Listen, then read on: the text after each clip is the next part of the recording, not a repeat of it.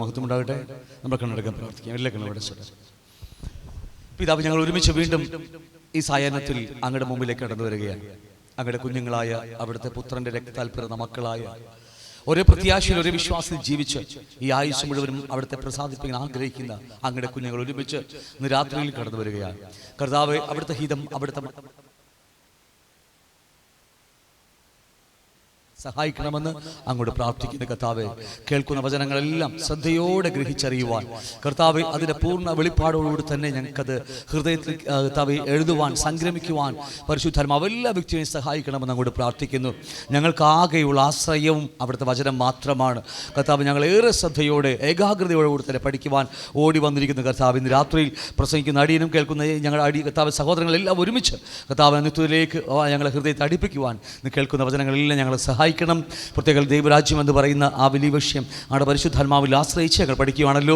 അതുകൊണ്ട് കർത്താവെ, അത് കേൾക്കുന്നത് വളരെ ശ്രദ്ധയോടെ കേൾക്കുവാൻ, യാതൊരു അലക്ഷ്യത്തോടെ ഞങ്ങളുടെ ശ്രദ്ധകൾ മാറിപ്പോകാതിരിപ്പാൻ തക്കവണ്ണം പരിശുദ്ധാത്മാവ് വളരെ ശ്രദ്ധയോടെ ഞങ്ങളുടെ ഹൃദയത്തെ സൂക്ഷിപ്പാൻ ഞങ്ങൾ ഏൽപ്പിക്കുന്നു. എല്ലാ ആകുലച്ചിത്തങ്ങളും എല്ലാ ഭാരങ്ങളും എല്ലാ ശാരീരിക ക്ഷീണങ്ങളും യേശുവിന്റെ നാമത്തിൽ മാറിപ്പോകുവാൻ ഞങ്ങൾ ദൈവത്തോട് കർത്താവ് പ്രാർത്ഥിക്കുന്നു. അവിടെ നിന്ന് കർത്താവ് ഞങ്ങൾക്ക് ഉണർവ് നൽകുവാൻ, ഹൃദയത്തിൽ മനസ്സുകൾക്ക് ശക്തി നൽകുവാൻ ഇന്ന് രാത്രിയിൽ ഞങ്ങൾ ചെയ്യുന്ന കൃപക്കായി നന്ദി പറയുന്നു. കർത്താവെ, ഞങ്ങളുടെ വഴിയാത്രയിൽ ഞങ്ങളുടെ ആ സഹോദരന്മാർ സഹോദരിമാരായിട്ടുണ്ട്. വേഗത്തിൽ കൂട്ടിവരുത്തുവാൻ ഞങ്ങൾ കർത്താവ് ഒരുമിച്ച് പ്രാർത്ഥിക്കുകയാണ്. ഞങ്ങൾക്ക് ഒരുമിച്ച് കർത്താവെ അവിടുത്തെ വചനം പഠിപ്പാൻ തക്കവണ്ണം ഇന്ന് രാത്രിയിൽ ഞങ്ങൾക്ക് ഒരുമിച്ച് ആയിരിക്കാൻ ഏറെ പ്രതീക്ഷയോടുകൂടി പ്രത്യാശയോടുകൂടി ഞങ്ങൾ കാത്തിരിക്കുന്നു. അങ്ങ് ചെയ്യുന്ന കൃപക്കായി സ്തോത്രം ചെയ്യുന്നു. യേശുവിന്റെ നാമത്തിൽ ആമേൻ. ആമേൻ. നാം പഠിച്ചുകൊണ്ടിരിക്കുന്ന വിഷയം ദൈവരാജ്യമാണ്. ഞാൻ വേഗം ഇവിടത്തേക്കാം.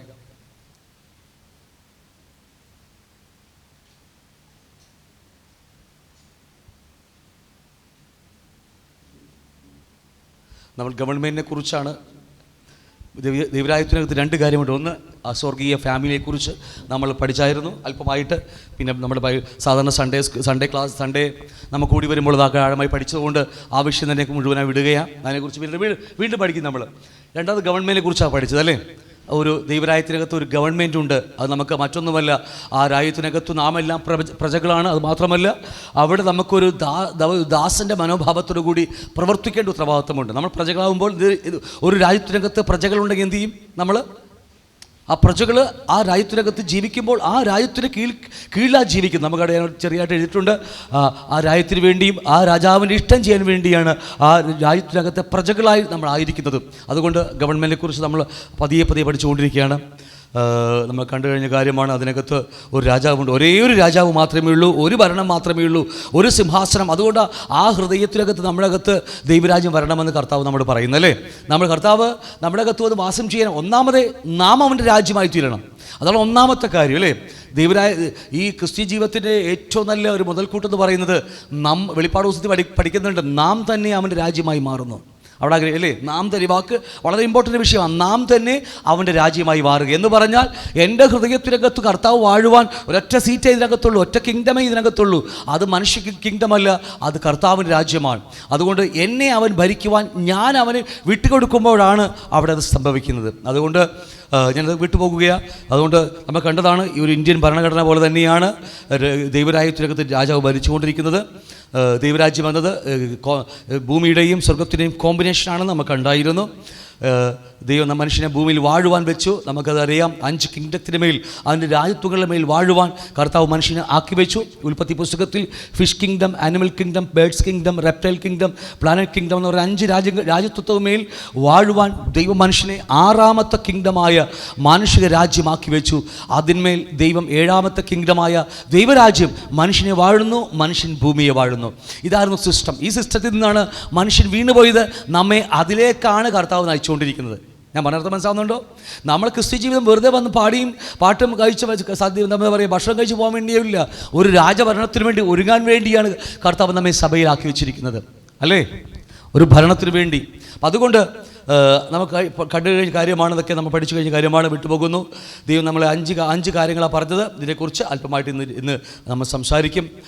ഫ്രൂട്ട്ഫുൾ ആകുക, ടു ബിക്കം, നമ്മളെന്താ പറയുക, ഫലപുഷ്ടി, സന്താനപുഷ്ടിയുള്ളവരായി പെരുകി നിറഞ്ഞ് അടക്കി വാഴുവാൻ എന്ന 5 കാര്യങ്ങളാണ് ദൈവം ഉൽപ്പത്തി പുസ്തകത്തിൽ ദൈവം നമുക്ക് വേണ്ടി ഒരുക്കി വെച്ചത്. നിങ്ങൾ എപ്പോഴെങ്കിലും സമയം കിട്ടിയാൽ നിങ്ങളുടെ പേഴ്സണൽ ബൈബിൾ സ്റ്റഡിയിൽ ഉൽപ്പത്തി പുസ്തകം 1-ാം അധ്യായം അത് വളരെ ആഴമായി പഠിച്ചാൽ ഒട്ടനവധി വെളിപ്പാടുകൾ ഒരു മനുഷ്യനെക്കുറിച്ചുള്ളത് അവിടെ നമുക്ക് കാണാൻ കഴിയും.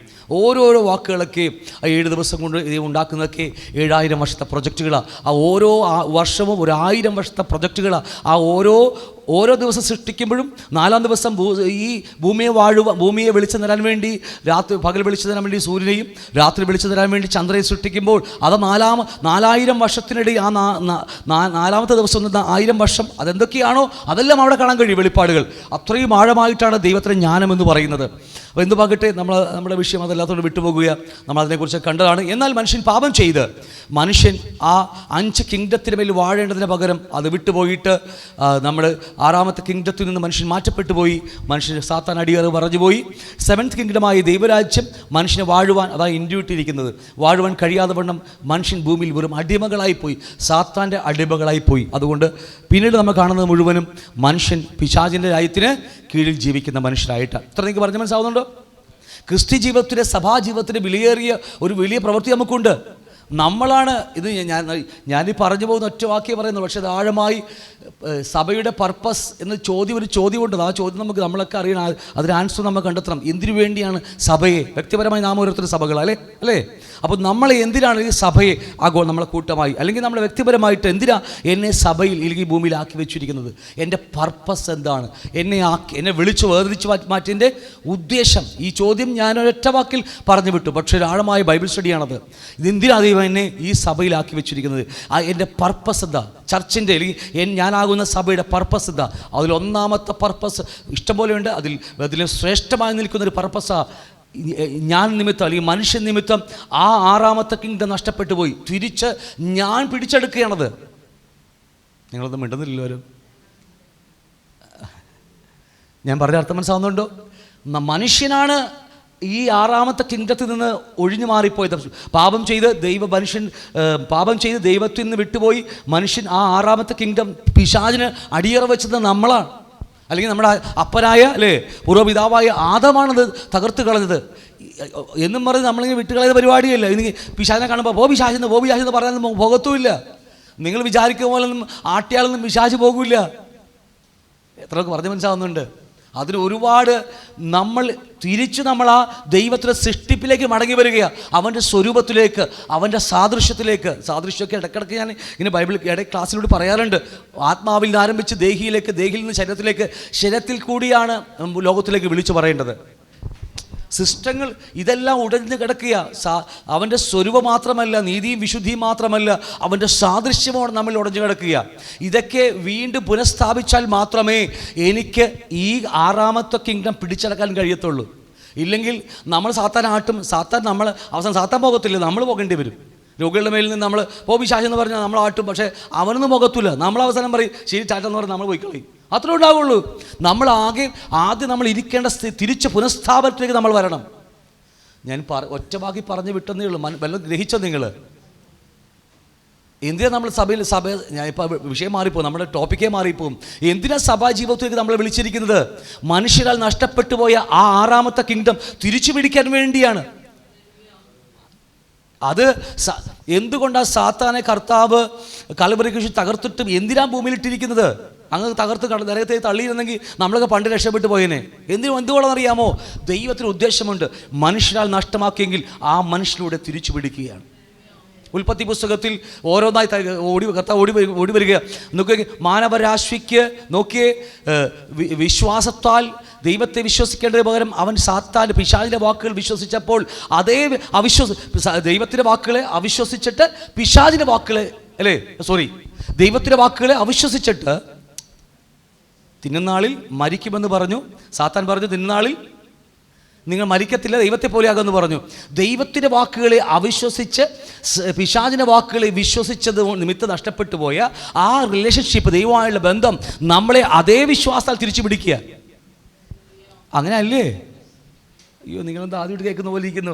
2, ഒരു മരം മൂലം നമുക്ക് നഷ്ടപ്പെട്ടു പോയ, അല്ലേ, ഒരു മരത്തിൻ്റെ ഫലം മൂലം നഷ്ടപ്പെട്ടു പോയ, ഒരു മരത്തെ മൂലം നഷ്ടപ്പെട്ടു പോയ രക്ഷ നമുക്ക് തിരിച്ച് ക്രൂശിൽ, ആ പൈൻ മരക്കുരിശിന്മേലൂടെ നമുക്ക് തിരിച്ചു തരികയാണ്. ഒരു സ്ത്രീ വഞ്ചിക്കപ്പെട്ടത് മുഖാന്തരം ആ ഫലം പറിച്ചു നിന്ന് ആ മാനവരാശി മുഴുവനും രക്ഷയിൽ നഷ്ടപ്പെട്ടു പോയെങ്കിൽ വീണ്ടും ഒരു രക്ഷകനെ പ്രദാനം ചെയ്യുവാൻ, രക്ഷകനെ ഭൂമിയിലേക്ക് ഇറക്കി വിടുവാൻ ഒരു സ്ത്രീയിലൂടെ തിരിച്ചിറക്കുകയാണ് നമ്മൾ. ഞാൻ പറയുന്ന വാക്കുകൾക്ക് മനസ്സിലാവുന്നുണ്ടോ? അപ്പോൾ ഇതൊക്കെ നമ്മൾ മടങ്ങി വന്നാൽ മാത്രമേ നമുക്ക് ഈ ഇതിലേക്കൊക്കെ മടങ്ങി വരാൻ കഴിയത്തുള്ളൂ. നമുക്ക് ആ ദൈവം ആഗ്രഹിക്കുന്ന ലെവലിൽ നമുക്ക് ക്രിസ്തീയ ജീവിതം പ്രസാദകരമാക്കി തീർക്കാൻ കഴിയത്തില്ലെങ്കിൽ നമുക്ക് നമ്മുടെ ക്രിസ്തീയ ജീവിതം എന്താ പറയുക, വളരെ ഒരു യഥാർത്ഥമായ ഫലം കൊടുക്കാൻ നമുക്ക് കഴിയാതെ വരും. ഞാൻ പറഞ്ഞ മനസ്സിലാവുന്നുണ്ടോ? ഒട്ടനവധി കാര്യങ്ങളെല്ലാം ക്രൂശിൽ നമുക്ക് കാണാൻ കഴിയും. ഒട്ടനവധി കാര്യങ്ങൾ നമുക്ക് ആ ക്രൂശിൽ പഴയ നിയമത്തിൽ നോക്കിയാൽ നഷ്ടപ്പെട്ടു പോയതൊക്കെ ക്രൂശിലൂടെ നമുക്ക് തിരിച്ചു തരുമ്പോൾ ഒട്ടനവധി അവിടെ ദൈവിക മർമ്മങ്ങളൊക്കെ നമുക്ക് മനസ്സിലാകും. ഞാൻ വിട്ടുപോകുന്നു, നമ്മുടെ വിഷയം അതല്ലാത്തത് കൊണ്ട്. അതുകൊണ്ട് ഇന്ന് സാത്താൻ നമ്മളിവിടെ ഭരിച്ചുകൊണ്ടിരിക്കുന്ന ആ 6th കിങ്ഡം അവനെ മാറ്റിയിട്ട് നമ്മൾ അവരെ പിടിച്ചെടുക്കാൻ നോക്കുകയാണ്. നമ്മൾ അതിനുവേണ്ടി ദൈവം നമ്മളെ ഭൂമിയിലാക്കി വെച്ചിരിക്കുന്നത്. അതുകൊണ്ട് അതിനുവേണ്ടിയാണ് നമ്മുടെ മേൽ പരിശുദ്ധാത്മാവ് അഭിഷേകം ചെയ്ത് അയച്ചിരിക്കുന്നത്. കർത്താവിൻ്റെ ഭൂമിയിലേക്ക് വന്നത് സാത്താൻ്റെ ഒരു വാക്കുണ്ടല്ലോ, ദൈവരായം സാത്താൻ വിട്ടോടുന്നെങ്കിൽ ദൈവരായം വന്നിരിക്കുന്നു, അല്ലേ? ദൈവരായം വരുമ്പോൾ എന്ത് സംഭവിക്കുന്നു? പിശാച് വിട്ടോടിപ്പോകും. ഒരു വാക്കുണ്ടല്ലോ, ഒരു ബൈബിൾ വാക്കുണ്ടല്ലോ, ഏത് വാക്കത്? നിങ്ങളുടെ വാക്കുകൾ സാത്താൻ വിട്ടുപോകുന്നെങ്കിൽ ദൈവരാജ്യം അടുത്ത് വന്നിരിക്കുന്നു എന്നൊക്കെ പറഞ്ഞ് അപ്പോസ്തല പ്രവൃത്തിയിൽ വാക്ക്, അല്ല, യോഹന്നാൻ സുവിശേഷം എവിടെ വാക്കുണ്ട്, എവിടെ ഞാൻ വിട്ടുപോകുന്നു എന്തുമാട്ടെ. അപ്പോൾ അതുകൊണ്ട് നമ്മുടെ ക്രിസ്ത്യ ജീവിതത്തിൽ ഒരുപാട് കാര്യങ്ങൾ നമുക്ക് ചെയ്യാനുണ്ട്. സൺഡേ മാത്രം വന്നു പോയത് കൊണ്ട് നമ്മൾ വിചാരിക്കും നമ്മളൊക്കെ ഹാപ്പിയാണെന്ന്. ഞാനതിന് ടൂറിസ്റ്റ് വിശ്വാസ്യത മാത്രമേ ഞാൻ അതിന് പേര് കൊടുത്തിട്ടുള്ളൂ. ടൂറിസ്റ്റ് വിശ്വാസികൾ സൺഡേ വന്ന് കത്തോലിക്ക തന്നെ വന്നു പോകുന്നത്. അതിനുവേണ്ടിയല്ല ദൈവം നമ്മളെ സഭയിലാക്കി വെച്ചിരിക്കുന്നത്. ഒരു വൻ കാര്യങ്ങൾ നമുക്ക് ചെയ്യാനുണ്ട്. അതിലൊരു കാര്യമാണ് നമുക്ക് അവനെ ആ സീറ്റിൽ നിറക്കി തിരിച്ച് നമ്മൾ ആ സീറ്റിലേക്ക് മടങ്ങി വരണം. അതിന് നമുക്ക് ഒരു വാക്യം പഠിച്ചു, അടക്കുക. ഇപ്പം അതിനെക്കുറിച്ച് ഇപ്പോൾ പഠിക്കും നമ്മൾ അല്പമായിട്ട്. അടക്കുക 3-5 കാര്യങ്ങൾ പഠിച്ചു. എന്തൊക്കെയാ? സന്താനപുഷ്ടിയുള്ളവരായി പെരുകി നിറഞ്ഞ് അടക്കി വാഴുക. പക്ഷേ പാപനിമിത്തം നോഹയോട് പറയുമ്പോൾ ബാക്കി 2 കാര്യം നഷ്ടപ്പെട്ടു പോയി. സന്താനപുഷ്ടിയുള്ളവരായി പെരുകി നിറയാൻ 3 കാര്യങ്ങൾ മാത്രം നമുക്ക് ചെയ്യും. അതാരെയും പഠിപ്പിക്കൊന്നും വേണ്ട, നമ്മൾ ഓട്ടോമാറ്റിക് ചെയ്തു പോകുക. പക്ഷേ 2 കാര്യങ്ങൾ നമുക്ക് നഷ്ടപ്പെട്ടു പോയി. അത് തിരിച്ചു പിടിക്കുകയാണ് നമ്മളിലൂടെയൊക്കെ ദൈവം. ഒരിക്കൽ ദൈവത്തിന് അസാധ്യമായി ഒന്നുമില്ല. പക്ഷേ ദൈവം ചെയ്യത്തില്ലത്. നിങ്ങൾ വിചാരിക്കരുത് കർത്താവ് ചെയ്യുമെന്ന് വിചാരിച്ചിരുന്നാൽ ചെയ്യത്തില്ല. കർത്താവ് നമ്മളിലൂടെ ചെയ്യാൻ ആഗ്രഹിക്കുകയാണ്. ഇത് ഞാൻ ഗ്രഹിച്ചത് നിങ്ങൾ നമ്മളിലൂടെ ആ പ്രവർത്തികൾ ചെയ്തെടുപ്പാൻ അവൻ നമ്മെ അഭിഷേകം ചെയ്തിരിക്കുന്നു. അവൻ്റെ ആത്മാവിനെ നമുക്ക് നൽകിയിരിക്കുന്നു, കൂട്ടായ്മ തന്നിരിക്കുന്നു. നമ്മളിലൂടെ ചെയ്തെടുക്കാൻ വേണ്ടിയാണ്. കർത്താവ് വിചാരിച്ച് നടക്കുന്നത്, പക്ഷേ ചെയ്യില്ല ഒരിക്കലും കർത്താവ്. കാരണം നമ്മളിലൂടെ നഷ്ടപ്പെട്ടു പോയത് നമ്മളിലൂടെ തിരിച്ചു പിടിക്കുക കർത്താവ്. അതുകൊണ്ട് ക്രിസ്ത്യ ജീവിതം നമ്മൾ പലപ്പോഴും ചിന്തിക്കുന്നതിനൊക്കെ അപ്പുറമാണെന്ന കാര്യം മറന്നു പോകരുത്. അപ്പോൾ ഒക്കെ വിട്ടുപോകും. നമ്മൾ കണ്ടു കഴിഞ്ഞ കാര്യമാണ്. പാപം ചെയ്ത ശേഷം മാനവരാശി നഷ്ടപ്പെട്ടു പോയി. ഇവിടെ വരെ നമ്മൾ പറഞ്ഞ് അവസാനിച്ചത്. ഇപ്പോൾ നമ്മൾ ചിന്തിക്കാൻ പോകുന്നത് ഈ സ്വർഗവും ഭൂമിയും. യേശു കർത്താവ് എഫെസ്യ ലേഖനം 1-ാം അധ്യായം അതിന് 10-ാം വാക്യം നമുക്ക് വരാം. 9-10 വാക്യങ്ങൾ പഠിക്കുമ്പോൾ, എഫെസ്യർ 1-9-10 വാക്യം പഠിക്കുമ്പോൾ അവിടെ ഒരു പ്രത്യേകമായൊരു വാക്ക് നമുക്ക് അവിടെ കാണാൻ കഴിയും. എന്താണെന്നറിയാമോ? വായിച്ചോ.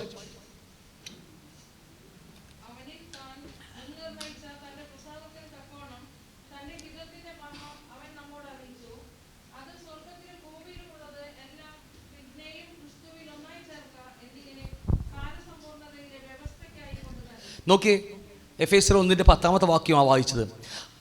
അവിടെ വായിക്കും 9-ാം വാക്യം വായിക്കുന്നു. അവനിൽ നാം മുൻ നിർണയിച്ചതിൻ്റെ പ്രസാദത്തിന് തക്കവണ്ണം തൻ്റെ ഹിതത്തിൻ്റെ മർമ്മം അവൻ നമ്മോട്.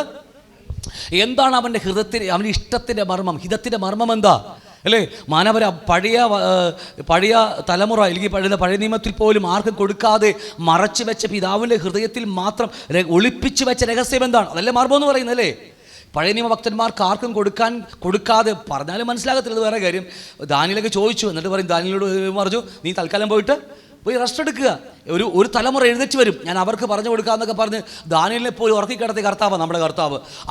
അതുപോലെ മറച്ചു വെച്ച ഹിതത്തിൻ്റെ മർമ്മം അവൻ നമ്മോട് അറിയിച്ചു, അല്ലേ? ഞാൻ പറഞ്ഞ മനസ്സിലാവുന്നുണ്ടോ? പഴയ ഭക്തന്മാർ ചോദിച്ചു, എത്രയോ ഭക്തന്മാർ ചോദിച്ചു, ദൈവം ആർക്കും കൊടുത്തുമില്ല. ചിലരും ചോദിച്ചില്ല, പല ചോദിച്ചവർ കൊടുത്തുമില്ല. പക്ഷേ അവൻ നമ്മോടാഹിതത്തിൻ്റെ മർമ്മം, ആ മറച്ചു വെച്ച മറ നീക്കി അവൻ നമുക്ക് വെളിപ്പെടുത്തി നൽകി. എന്താ വെളിപ്പെടുത്തി നൽകിയത്? 10-ാം വാക്യം പറയുന്നു, അത് സ്വർഗത്തിലുള്ളതും ഭൂമിയിലുള്ളതും എല്ലാം പിന്നെയും. ബാക്കി നോക്കിയേ അല്ലേ, ഒരു വാക്യം വേണ്ട, പ്രത്യേകമായ വാക്യം പിന്നെയും എന്നൊരു വാക്കുണ്ട് അല്ലേ. വാക്യം അർത്ഥം എന്താ? പിന്നെയും എന്ന് പറഞ്ഞാൽ അർത്ഥം എന്താ? പണ്ട് ഒരിക്കൽ ഒന്നായിരുന്നു. ഏതൊക്കെയാ? സ്വർഗവും ഭൂമിയും. അത് സ്വർഗത്തിലും, ആ മർമ്മം പറയുക, അത് സ്വർഗത്തിലും ഭൂമിയിലും ഉള്ളത് എല്ലാം പിന്നെയും ക്രിസ്തുവിൽ ഒന്നായി ചേർക്കുക എന്നിങ്ങനെ കാലസമ്പൂർണതയിലെ വ്യവസ്ഥക്കായിക്കൊണ്ട് തന്നെ കാലസമ്പൂർണ്ണ എപ്പോഴാണ് ആരംഭിച്ചത്? ഒരു ചോദ്യം ഇടയ്ക്കൊക്കെ ചോദിച്ചേക്കട്ടെ. എപ്പോഴാണ് കാലസമ്പൂർണ്ണത ആരംഭിച്ചത്? ആരംഭിക്കാൻ പോകുന്നതേ ഉള്ളൂ. യേശുവിൻ്റെ ക്രൂശ് മരണത്തോടു കൂടിയാണ് കാലസമ്പൂർണ്ണത ആരംഭിച്ച് വെച്ചിരിക്കുന്നത് അല്ലേ. മറന്നു പോകരുത്. ഇപ്പോഴല്ല, യേശുവിൻ്റെ ക്രൂശ് മരണത്തോടു കൂടി ആ കാലസമ്പൂർണ്ണതയിലേക്ക്, ആ ഒരു പുതിയ യുഗത്തിലേക്ക് കടക്കുകയാണ് നമ്മൾ. അപ്പോൾ കാലസമ്പൂർണ്ണതയ്ക്കൊണ്ട് ഒരു വ്യവസ്ഥ ഒരുക്കി വെച്ച ആ വ്യവസ്ഥ എന്താണെന്ന് പറയാമോ? അത് സ്വർഗത്തിലുള്ളതും ഭൂമിയിലുള്ളതും എല്ലാം പിന്നെയും എന്ന് പറഞ്ഞാൽ, ആ പിന്നെയെന്ന് പറയുമ്പോൾ പണ്ടൊരിക്കൽ ഒന്നായിരുന്നു അല്ലേ. പിന്നെയെന്ന് പറയുമ്പോൾ പണ്ടൊരുമിച്ചല്ലേ.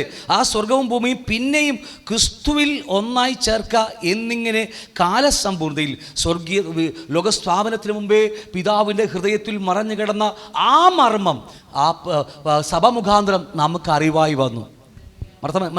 മനസ്സിലായത്? അപ്പോൾ ആ മർമ്മമാണ് ദൈവരാജ്യം എന്ന് പറയുന്നത്. സ്വർഗവും ഭൂമിയും പിന്നെയും ക്രിസ്തുവിൽ ഒന്നായി ചേരുന്നു. അപ്പോൾ കർത്താവിൻ്റെ 3.5 വർഷത്തെ പ്രസംഗം എന്താ? അല്ലെങ്കിൽ അല്ലേ, അവൻ്റെ യേശുവിൻ്റെ പ്രസംഗം എന്താ? ഒറ്റ പ്രസംഗമേ ഉള്ളൂ. അവൻ വന്നതെന്നറിയാമോ? സ്വർഗവും ഭൂമിയും വീണ്ടും ഒന്നിക്കാൻ വേണ്ടിയാണ്. പാപം നിമിത്തം നഷ്ടപ്പെട്ടു പോയ ആ കൂട്ടായ്മ, ആ സ്വർഗത്തിൻ്റെയും ഭൂമിയുടെയും കോമ്പിനേഷൻ, അത് തിരിച്ചു കൊണ്ടുവരാൻ വേണ്ടിയാണ്. അത് ഇപ്പോൾ ഉണ്ടോ? അതിപ്പോൾ ഉണ്ടോ ആ കോമ്പിനേഷൻ? ചിന്തിച്ചു നോക്കേ. നമ്മൾ അതിനെക്കുറിച്ച് ആഴമായി പിന്നീട് പഠിക്കും. ഉണ്ട്, ഇപ്പോഴും തുടങ്ങി. ക്രിസ്തുവിലൂടെ സഭ ആരംഭിച്ചപ്പോൾ, മാളിക മുറിയിൽ ആ സഭ ആരംഭിച്ചപ്പോൾ അത് സ്ഥാപിച്ചു. എങ്ങനെയാണെന്ന് അറിയുമ്പോൾ സ്പിരിച്വൽ കിങ്ഡമായിട്ട്. ഇന്ന് ഇതിനകത്താ സ്വർഗം ഭൂമിക്ക് ഒന്നിക്കുന്നത് അല്ലേ. അതില്ലെങ്കിൽ പിന്നെ നമ്മൾ ക്രിസ്ത്യ ചെയ്ത് അമ്പേ പരാജയമായിപ്പോയി. നമ്മൾ ഇന്ന് സ്വർഗവും ഭൂമി എവിടെയാണ് ഒന്നിക്കുന്നത്? നമ്മുടെ ഹൃദയത്തിനകത്താ അല്ലേ.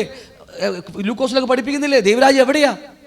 നിങ്ങളുടെ ഇടയിലുണ്ടല്ലോ. അത് ചെറിയ ആ വെളിപ്പാട് തെറ്റൊന്നുമില്ല. ആ ബൈബിള് പുതിയ നമ്മുടെ സത്യവേദ പുസ്തകം എഴുതിയ വെളിപ്പാട് തെറ്റൊന്നുമില്ല. എങ്കിൽ പോലും നല്ല ട്രാൻസ്ലേഷൻ എന്ന് പറഞ്ഞാൽ ദൈവരാജ്യം നിങ്ങളുടെ ഉള്ളിലുണ്ടല്ലോ, വിതിൻ യു എന്നാണ് പറഞ്ഞിരിക്കുന്നത്. നിങ്ങളുടെ ഇടയിലുണ്ടെന്നാണ് മലയാളത്തിൽ കിടക്കുന്നത്. തെറ്റല്ല, ഇടയിലുണ്ട്. ദൈവരാജ്യം ഇടയിലുമുണ്ട്, നമ്മുടെ ഉള്ളിലുമുണ്ട്. പരിശുദ്ധാത്മാവിനെ കുറിച്ച് പറയുമ്പോൾ അവൻ നമ്മുടെ മേലുണ്ട്, നമ്മുടെ ഉള്ളിൽ വാസം ചെയ്യുന്നു, നമ്മുടെ കൂടെ നടക്കുന്നു. ഈ 3 പരിശുദ്ധാത്മാവിൻ്റെ കൂട്ടായ്മ നമുക്ക് നല്ലവണ്ണം ആചരിക്കണം. നമ്മൾ ഉള്ളിൽ വന്ന് ശരി തന്നെയാണ്. അതുകൊണ്ട് ക്രിസ്ത്യ ജീവിതം മുന്നോട്ട് പോകത്തില്ല. ഞാൻ പറഞ്ഞ അർത്ഥം മനസ്സിലാവുന്നുണ്ടോ? ഈ 3 പരിശുദ്ധാത്മാവിൻ്റെ 3 പ്രവൃത്തികൾ ഒരുമിച്ച് പോകുമ്പോഴാണ് യഥാർത്ഥമായ ക്രിസ്തീയ ആ ഒരു ജീവിതം എന്ന് പറയുന്നത് തന്നെ. എന്തുമാകട്ടെ വിട്ടുപോകുന്നു. അതുകൊണ്ട് സ്വർഗവും ഭൂമിയിലുമുള്ളത് എല്ലാം ക്രിസ്തുവിൽ പിന്നെയും. അപ്പോൾ എവിടെയായിരുന്നു ഒരുമിച്ച് പണ്ടായിരുന്നത്? ഏദൻ തോട്ടത്തിലാണ് അല്ലേ. ആ ഏദൻ തോട്ടത്തിൽ സ്വർഗവും ഭൂമിയും ഒരുമിച്ചിരുന്നു. അത് നഷ്ടപ്പെട്ടു പോയി. വീണ്ടും സ്വർഗവും ഭൂമിയും കൂടി ഒന്നിക്കാൻ പോകുന്ന, അതാണ് ആ പടം കാണുന്നത്. പണ്ട് അത് ഇന്ത്യവായിരുന്നു. കാരണം പാപനിമിത്തം സ്വർഗം, ദൈവരാജ്യം നഷ്ടപ്പെട്ടു പോയി, സ്വർഗം മാറിപ്പോയി. എന്നാൽ ക്രിസ്തുവിൽ വീണ്ടും ഇപ്പോൾ സ്വർഗരാജ്യം ഭൂമിയിൽ സ്ഥാപിച്ചിരിക്കുന്നു. ഇപ്പോൾ ഭൂമിയിലുണ്ടത്, പക്ഷേ അക്ഷരികമായതല്ല. നമ്മളതിനെക്കുറിച്ചൊക്കെ പഠിക്കും. 3 കിങ്ഡത്തിൻ്റെ പ്രത്യേകത കുറിച്ച്. 1 സ്പിരിച്വൽ കിങ്ഡം, 2 ലിറ്ററൽ കാണത്തക്ക വണ്ണമുള്ള കിങ്ഡം വരാൻ പോകുന്നു. മറ്റത് 3ാമത് എറ്റർണൽ കിങ്ഡം, നിത്യമായ ദൈവരാജ്യത്തെക്കുറിച്ച് നമ്മൾ പിന്നീട് ആഴമായി അതിനെക്കുറിച്ചൊക്കെ പഠിക്കും. അപ്പോൾ അതുകൊണ്ട് പിന്നെയും ഇപ്പോൾ ഒന്നായിരിട്ടുണ്ട്. എവിടെയാ? നമ്മുടെ ഹൃദയങ്ങളിൽ അല്ലേ. അതുകൊണ്ട് പിന്നെയും ക്രിസ്തുവിൽ സ്വർഗവും ഭൂമിയും ഒന്നിച്ചു ചേർന്നവർ. ഈ ഒരു പ്രവൃത്തിക്ക് വേണ്ടിയാണ്, ഈ എന്താ പറയുക മർമ്മം നമ്മുടെ ഭൂമിയിൽ എസ്റ്റാബ്ലിഷ് ചെയ്യാൻ വേണ്ടിയാണ് കർത്താവ് ഭൂമിയിലേക്ക് ഇറങ്ങി വന്നത്. എത്ര പറഞ്ഞ് മനസ്സിലാവുന്നുണ്ടോ? നഷ്ടപ്പെട്ടു പോയ ആ ദൈവമായുള്ള കൂട്ടായ്മ, സ്വർഗം ഭൂമി ഒന്നിക്കുന്നു, അല്ലെങ്കിൽ ദൈവ ഇഷ്ടം മനുഷ്യരുടെ ഭൂമിയിൽ ചെയ്യുന്നു. ആ വലിയ പ്രവൃത്തി നഷ്ടപ്പെട്ടു പോയി പാപനിമിത്തം. അത് വീണ്ടും തിരിച്ചു പിടിക്കാൻ വേണ്ടിയാണ് കർത്താവ് ഭൂമിയിലേക്ക് ഇറങ്ങി വന്നത്. അതിന് ക്രിസ്തു ഒരു വഴി മാത്രമാണ്. ഞാൻ പറയുമ്പോൾ വാതിലാകുന്നു, വഴി. അതിലേക്ക് കടക്കുവാൻ കർത്താവ് നമുക്ക് വാതിൽ തുറന്നു തന്നു. അതുകൊണ്ട് ആ യേശുവിനെ രക്ഷനാഥനുമായി സ്വീകരിച്ച് നമ്മൾ അതിനകത്തേക്കാണ് കിടക്കുന്നത്. ഞാൻ പറഞ്ഞ് മനസ്സിലാവുന്നുണ്ടോ? നമ്മൾ ആ ക്രിസ്തു എന്ന വാതിലിലൂടെ നമ്മൾ അപ്പുറത്തേക്ക് കടക്കുകയാണ്. എങ്ങോട്ടാണ് കടന്നത്? ഇതിലേക്കാണ് കടന്നു വന്നിരിക്കുന്നത് നമ്മൾ. ആ രക്ഷ ഈ ദൈവം കർത്താവ് പ്രസംഗിച്ച, അതിനെക്കുറിച്ച് പഠിക്കാം നമുക്ക്. കർത്താവ് പ്രസംഗിച്ച 3.5 വർഷക്കാലം ഘോരമായി പ്രസംഗിച്ച് മരിച്ച് ഉയർത്തെഴുന്നേറ്റ് വീണ്ടും 40 ദിവസം ഇത് തന്നെയാണ് പ്രസംഗിച്ചത്. എന്തിനാണെന്നറിയാമോ? നമ്മൾ അതിൽ ജീവിക്കാൻ വേണ്ടിയാ. സ്വർഗവും ഭൂമി ഒരുമിച്ച്, ഞങ്ങൾ ഒരുമിച്ച് ഇതിനകത്ത് വാഴാൻ വേണ്ടിയാണ്. ഹല്ലേലൂയ. വെളിപ്പാട് പുസ്തകം പിന്നീട് പഠിക്കുക നമ്മൾ, നാം തന്നെ അവൻ്റെ രാജ്യമായി മാറുക എന്ന് പറഞ്ഞാൽ രാജാവ് എന്നെ ഭരിക്കാൻ വരുന്നു. അതാണ് യഥാർത്ഥമായ ക്രിസ്തു ജീവിതം അല്ലേ? നമ്മൾ ഇത്രയും ഉപമകളൊക്കെ പഠിക്കുക.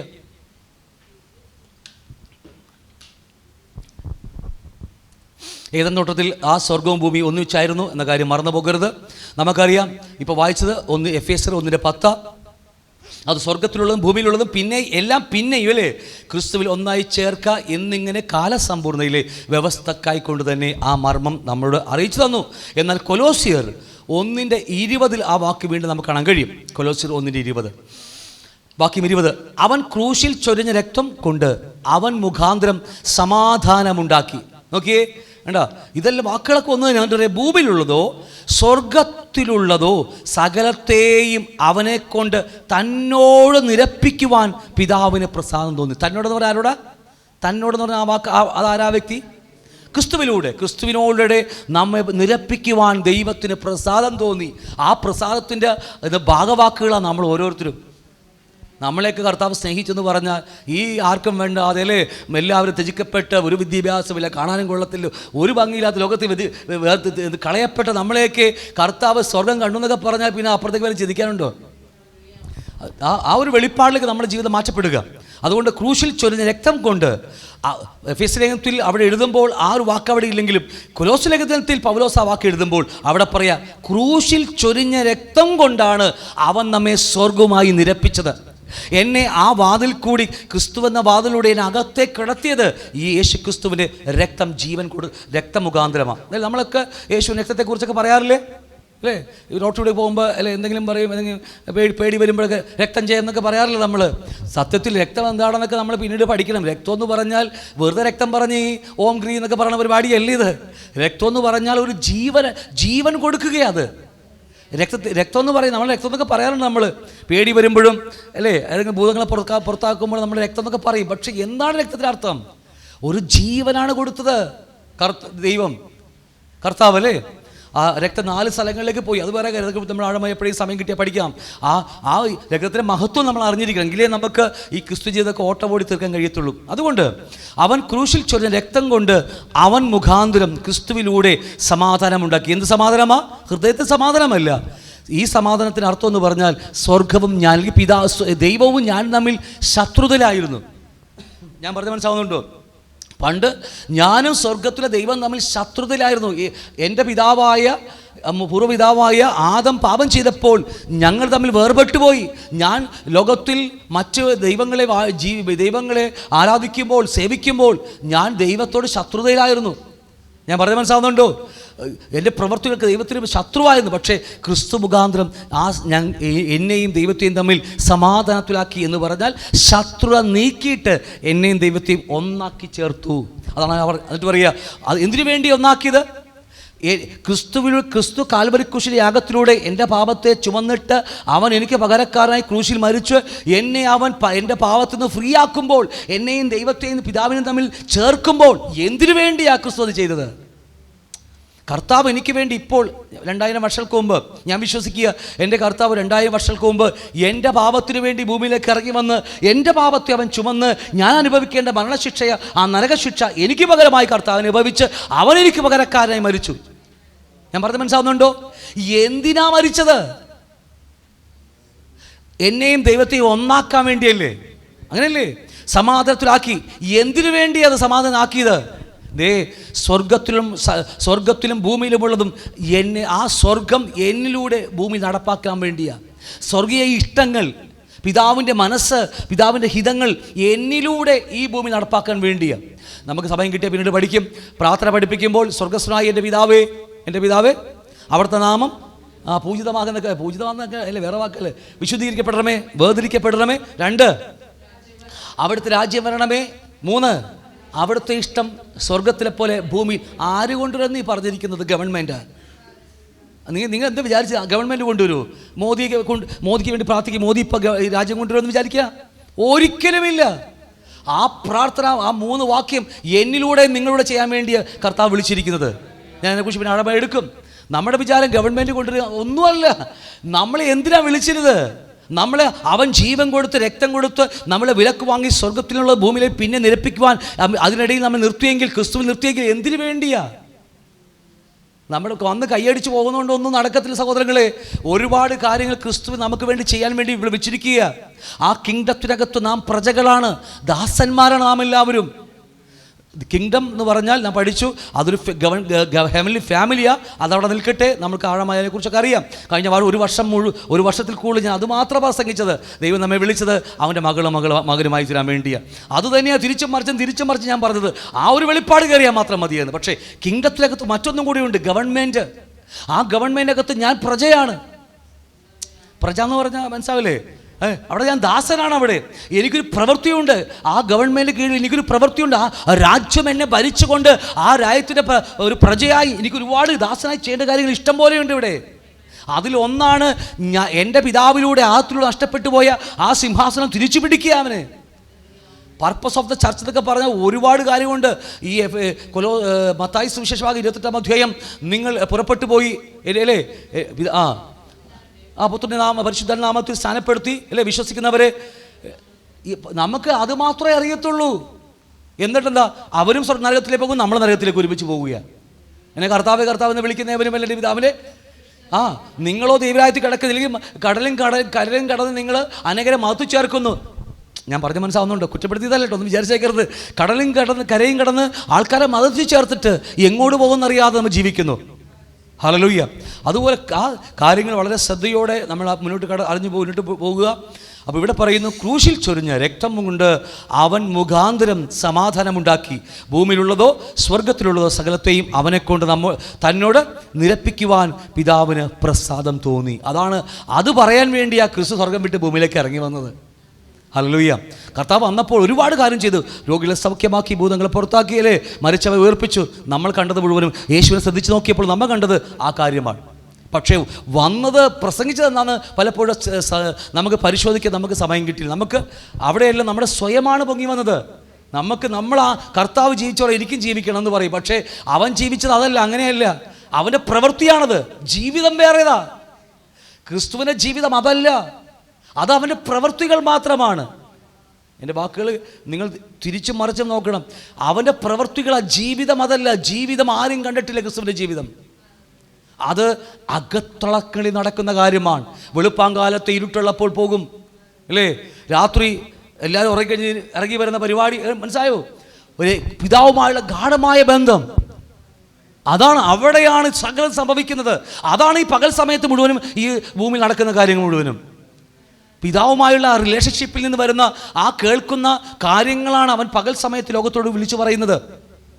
അതാണ് യഥാർത്ഥമായ ക്രിസ്ത്യ ജീവിതം. ആരും കാണാത്ത മറഞ്ഞിരിക്കുന്ന ഹൃദയത്തിൽ പിതാവോട് പറ്റിച്ചെന്ന് ജീവിക്കുന്ന, പിതാവായി സംസാരിക്കുന്ന, ഏത് സമയത്തും പിതാവിന് കേൾക്കുന്ന ഒരു മനോഭാവം, ഒരു മനസ്സ്, ആ ഒരു ആഗ്രഹം, അതാണ് യഥാർത്ഥമായ ക്രിസ്ത്യ ജീവിതം എന്ന് പറയുന്നത്. അല്ല സൺഡേ വന്ന് പോകുന്ന പരിപാടിയൊന്നും അല്ല ക്രിസ്ത്യ ജീവിതം.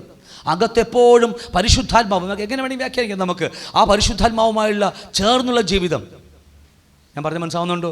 ആ ജീവിതമാണ് ദൈവം നോക്കിക്കൊണ്ടിരിക്കുന്നത്. മറ്റത് ദൈവം അറിയുന്നത് പോലുമില്ലെന്ന വേദസം പഠിപ്പിക്കുന്നത് അല്ലേ. മത്തായി 7:23 പറയുന്നു, എൻ്റെ നാമത്തിൽ ഭൂതങ്ങളെ പുറത്താക്കി പ്രവചിച്ചു, വീര്യപ്രവൃത്തി. കർത്താവ് പറയും, ഞാൻ നിന്നെ അറിയുന്നത് പോലുമില്ലെന്നാ പറയും. പക്ഷേ കർത്താവ് അറിയുന്നത് ഏതാ? ഇതിനകത്ത് ജീവിക്കുന്ന ജീവിതമാണ്. ദൈവരാജ്യത്തിനകത്ത് അതെവിടെയാ? എൻ്റെ ഉള്ളിലാ സംഭവിച്ചിരിക്കുന്നത്. ഞാൻ പറഞ്ഞ് മനസ്സിലാവുന്നുണ്ടോ? വേർതിരിച്ച് കാണണമേ. ഇല്ലെങ്കിൽ നമുക്ക് ഓടി അങ്ങ് എത്താൻ പറ്റത്തില്ല. നമുക്ക് ഓട്ടൊക്കെ ഓടി നമുക്ക്, പക്ഷേ അവസാനം അവിടെ എത്തി. ഇന്നും ഞങ്ങൾക്കൊരു മരിപ്പുണ്ടായി, ഞങ്ങൾ മരിച്ചിടത്തേക്ക് പോയിട്ടാണ് വന്നത്. നമ്മൾ അവിടെ എത്തിപ്പെടുക എന്നുള്ളതാണ് കാര്യം. ജീവിച്ചത് ഒരുപാട് നാട്ടുകാർക്ക് ഒരുപാട് വലിയ കാര്യം ചെയ്താണ്ടാവും അല്ലേ. എന്താ പറയുക, പള്ളി പണിയാൻ സ്ഥലം കൊടുത്തിട്ടുണ്ടാകും, പള്ളി പണിത് കാണും, ഒരുപാട് ഓടികൾ, ഒരുപാട് സഭകൾ ആരംഭിച്ച് കാണും, ഒക്കെ ശരി തന്നെയാണ്. പക്ഷേ എൻ്റെ മരണം വളരെ വിലയേറിയതാണ്. ഈ വിശ്വാസത്താൽ ഏറ്റുപറഞ്ഞ് മരിക്കുന്ന മരണമുണ്ട്. വിശ്വാസം അല്ലേ, വിശ്വാസത്താൽ ഏറ്റുപറഞ്ഞ് മരിക്കുന്ന മരണം, അതാണ് ദൈവത്തിന് യഹോവയ്ക്ക് പ്രസാദകരമായെന്ന് പറയുന്നത്. ഞാൻ മരണാന്തര ജീവിതത്തെക്കുറിച്ച് ക്ലാസ് എടുക്കാൻ വേണ്ടി നിന്നല്ല കേട്ടോ. എനിക്ക് ഏറ്റവും ഇഷ്ടപ്പെട്ട വിഷയമാണ് അത്, മരണാന്തര ജീവിതം എന്ന് പറയുന്നത്.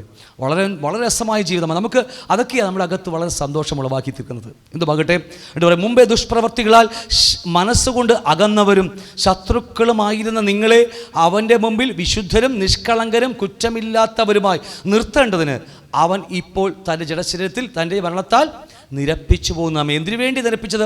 യൂദയുടെ ലേഖനത്തിൽ പഠിച്ചില്ലേ?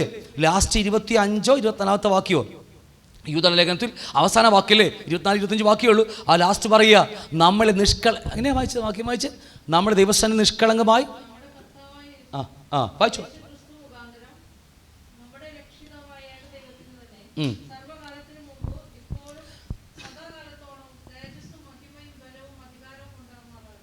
യൂദയുടെ ലേഖനമല്ലേ? തൊട്ട് മോളി 23 വായിച്ച 20 ലാസ്റ്റത്തെ വാക്കാ, 24 യൂദയുടെ ലേഖനം ലാസ്റ്റ് 24 അത് കറക്റ്റ് വാക്ക്. വീഴാതെ വണ്ണം.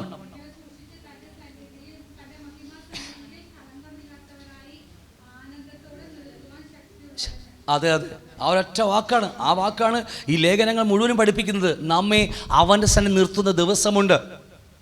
ഈ ലേഖനം മുഴുവൻ എന്താ? ആ ലേഖനം വെച്ചാൽ അപ്പോസ്തോലിക ഉപദേശമാണ്. ലേഖനങ്ങൾ നമുക്ക് വച്ചിരിക്കുന്ന ഉപദേശം അതാ, അപ്പോസ്തോലിക ഉപദേശം. ഓക്കെ, അത് പറയുമ്പോൾ ഞാൻ വിട്ടേക്കത്. അപ്പം അതുകൊണ്ട് നമ്മളെ നിഷ്കളങ്കരും വിശുദ്ധരും നിഷ്കളങ്കരും കുറ്റമില്ലാത്തവരുമായി നിർത്തേണ്ടതിന് അവനിപ്പോൾ തൻ്റെ ജഡശരീരത്തിൽ തൻ്റെ മരണത്താൽ നിരപ്പിച്ചു പോകുന്നു. അപ്പോൾ ദൈവസ്ഥന് നമ്മൾ ഒരു ദിവസം നിൽക്കേണ്ടത്, ഞാനും നിങ്ങൾ നിൽക്കണം. അവിടെ പോയിട്ടല്ല, ഇപ്പോൾ നിൽക്കണം ആദ്യം.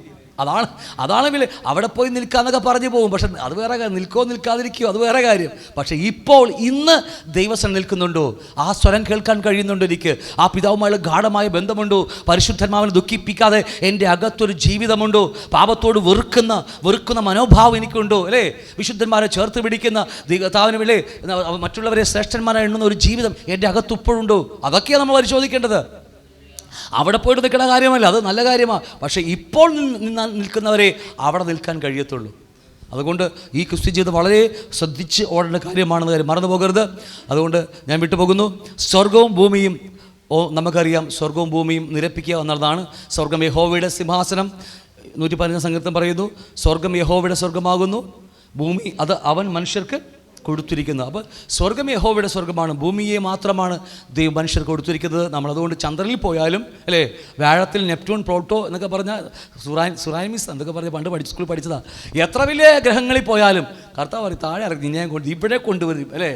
എത്ര ഉയരങ്ങളിൽ കയറ്റിയാലും നമ്മളെ കർത്താവ് കൊണ്ടുവന്നിരിക്കും. കാരണം ഭൂമി മാത്രമാണ് മനുഷ്യ ദൈവം കൊടുത്തിരിക്കുന്നത്.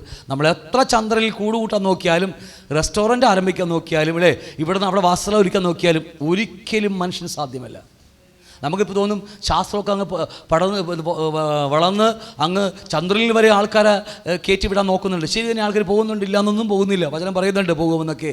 പക്ഷേ അവിടെ ഒരിക്കലും താമസിക്കാൻ പറ്റത്തില്ല മനുഷ്യന്. കാരണം മനുഷ്യന് ഭൂമി മാത്രമാണ് കൊടുത്തിരിക്കുന്നത് അല്ലേ.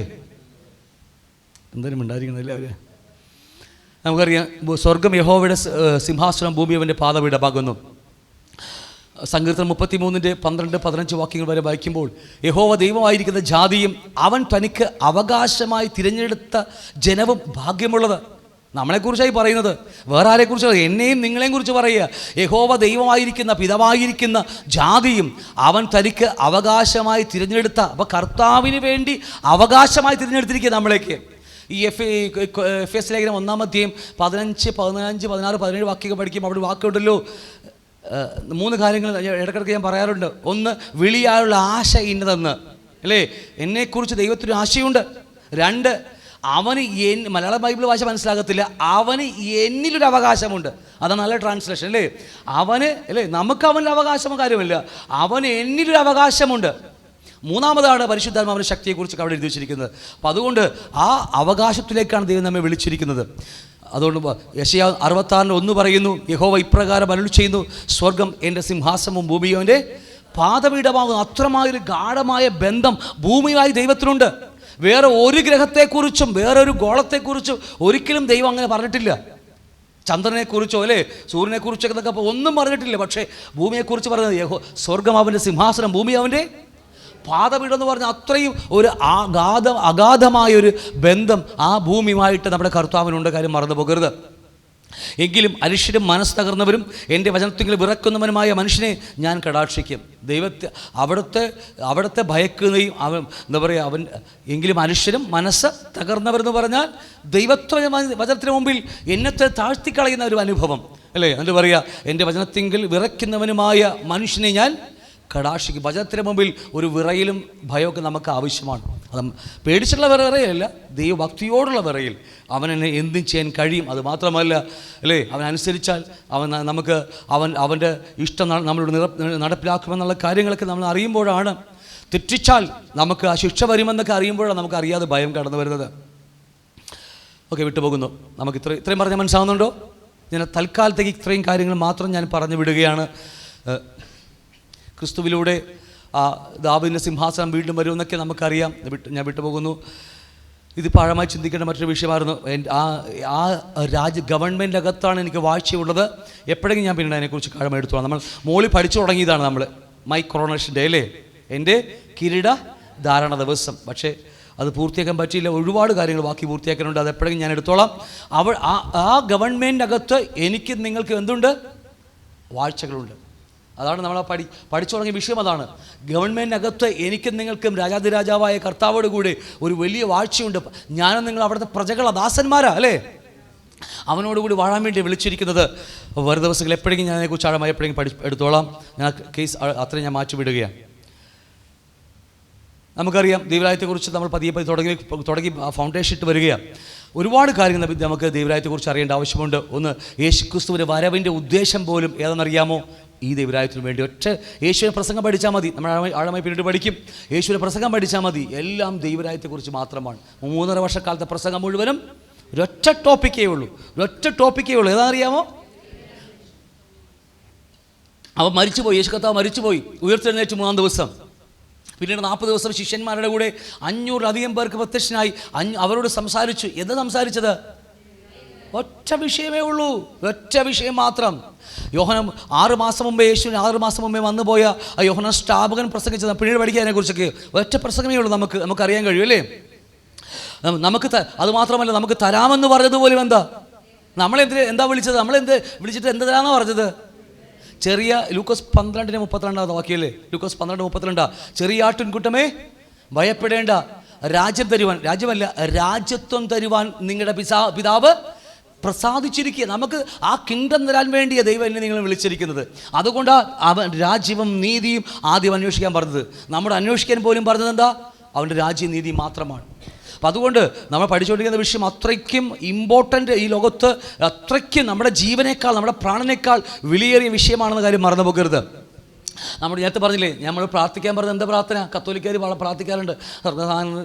അല്ലേ, എന്നെക്കാൾ കൂടുതൽ നിങ്ങൾക്ക് അറിയാം. സ്വർഗസ്നായ പിതാവേ എന്നൊക്കെ പറഞ്ഞ് നീട്ടിപ്പിടിച്ചൊക്കെ എന്നെക്കാൾ ഞാൻ ഇന്ന് ഹിന്ദു മതത്തിൽ വളർന്നുകൊണ്ടിരിക്കുകയും പരിചയം. പക്ഷേ ചില ക്രിസ്ത്യാനികളൊക്കെ ആ പ്രാർത്ഥന ചൊല്ലുമ്പോണ്ടല്ലോ എന്ത് രസമാണെന്നറിയാം, ഒരു അക്ഷരം മണിമണി പോലെ പോകുന്നു. അപ്പോൾ ആ പ്രാർത്ഥന എന്താ പറയുന്നത്? 3 കാര്യങ്ങളാണ് എടുക്കാതിനെക്കുറിച്ച് പിന്നീട്. ഒന്ന്, അവിടുത്തെ പിതാവിൻ്റെ നമ്മളുടെ വേർതിരിക്കപ്പെടണം, വിശുദ്ധീകരിക്കപ്പെടണം. 1. 2, എന്താ? അവിടുത്തെ രാജ്യം വരണം, അവിടുത്തെ ഇഷ്ടം. എന്തിനു വേണ്ടി? ഈ 3 കാര്യങ്ങളാ. പ്രാർത്ഥിക്കാൻ പോലും, എന്നെയും നിങ്ങൾ പ്രാർത്ഥിക്കാൻ പോലും പറയുമ്പോൾ, പ്രാർത്ഥന ഒക്കെ കർത്താവ് പഠിപ്പിച്ചു വരുമ്പോൾ ഈ ഒറ്റ വിഷയമേ ഉള്ളൂ. വേറെ ഏതെങ്കിലുമുണ്ടോ? പറ. പള്ളി പണിയുടെ കാര്യമോ അല്ലേ? എന്തെങ്കിലും ഒന്നുമില്ല, ഒരു കാര്യവുമില്ല. അവിടെ നമ്മുടെ ജീവിതത്തിൽ കർത്താവ് വന്നാണ് അന്വേഷിക്കാൻ പറഞ്ഞത്, പ്രാർത്ഥന പഠിപ്പിച്ചത്. ഭൂമി സ്ഥാപിക്കാൻ വന്ന ദൈവരാജ്യമാണ് അല്ലേ. അവൻ ഭൂമി സ്ഥാപിച്ചത് പോലും ദൈവരാജ്യമാണ്. അപ്പോസ്തലന്മാർ പ്രസംഗിക്കാൻ പറഞ്ഞത് നമ്മൾ പിന്നീട് എടുക്കും, ദൈവരാജ്യമാണ്. നമ്മോട് കാത്തിരിക്കാൻ പറഞ്ഞതും ആ ഒരു കാര്യം തന്നെയാണ്.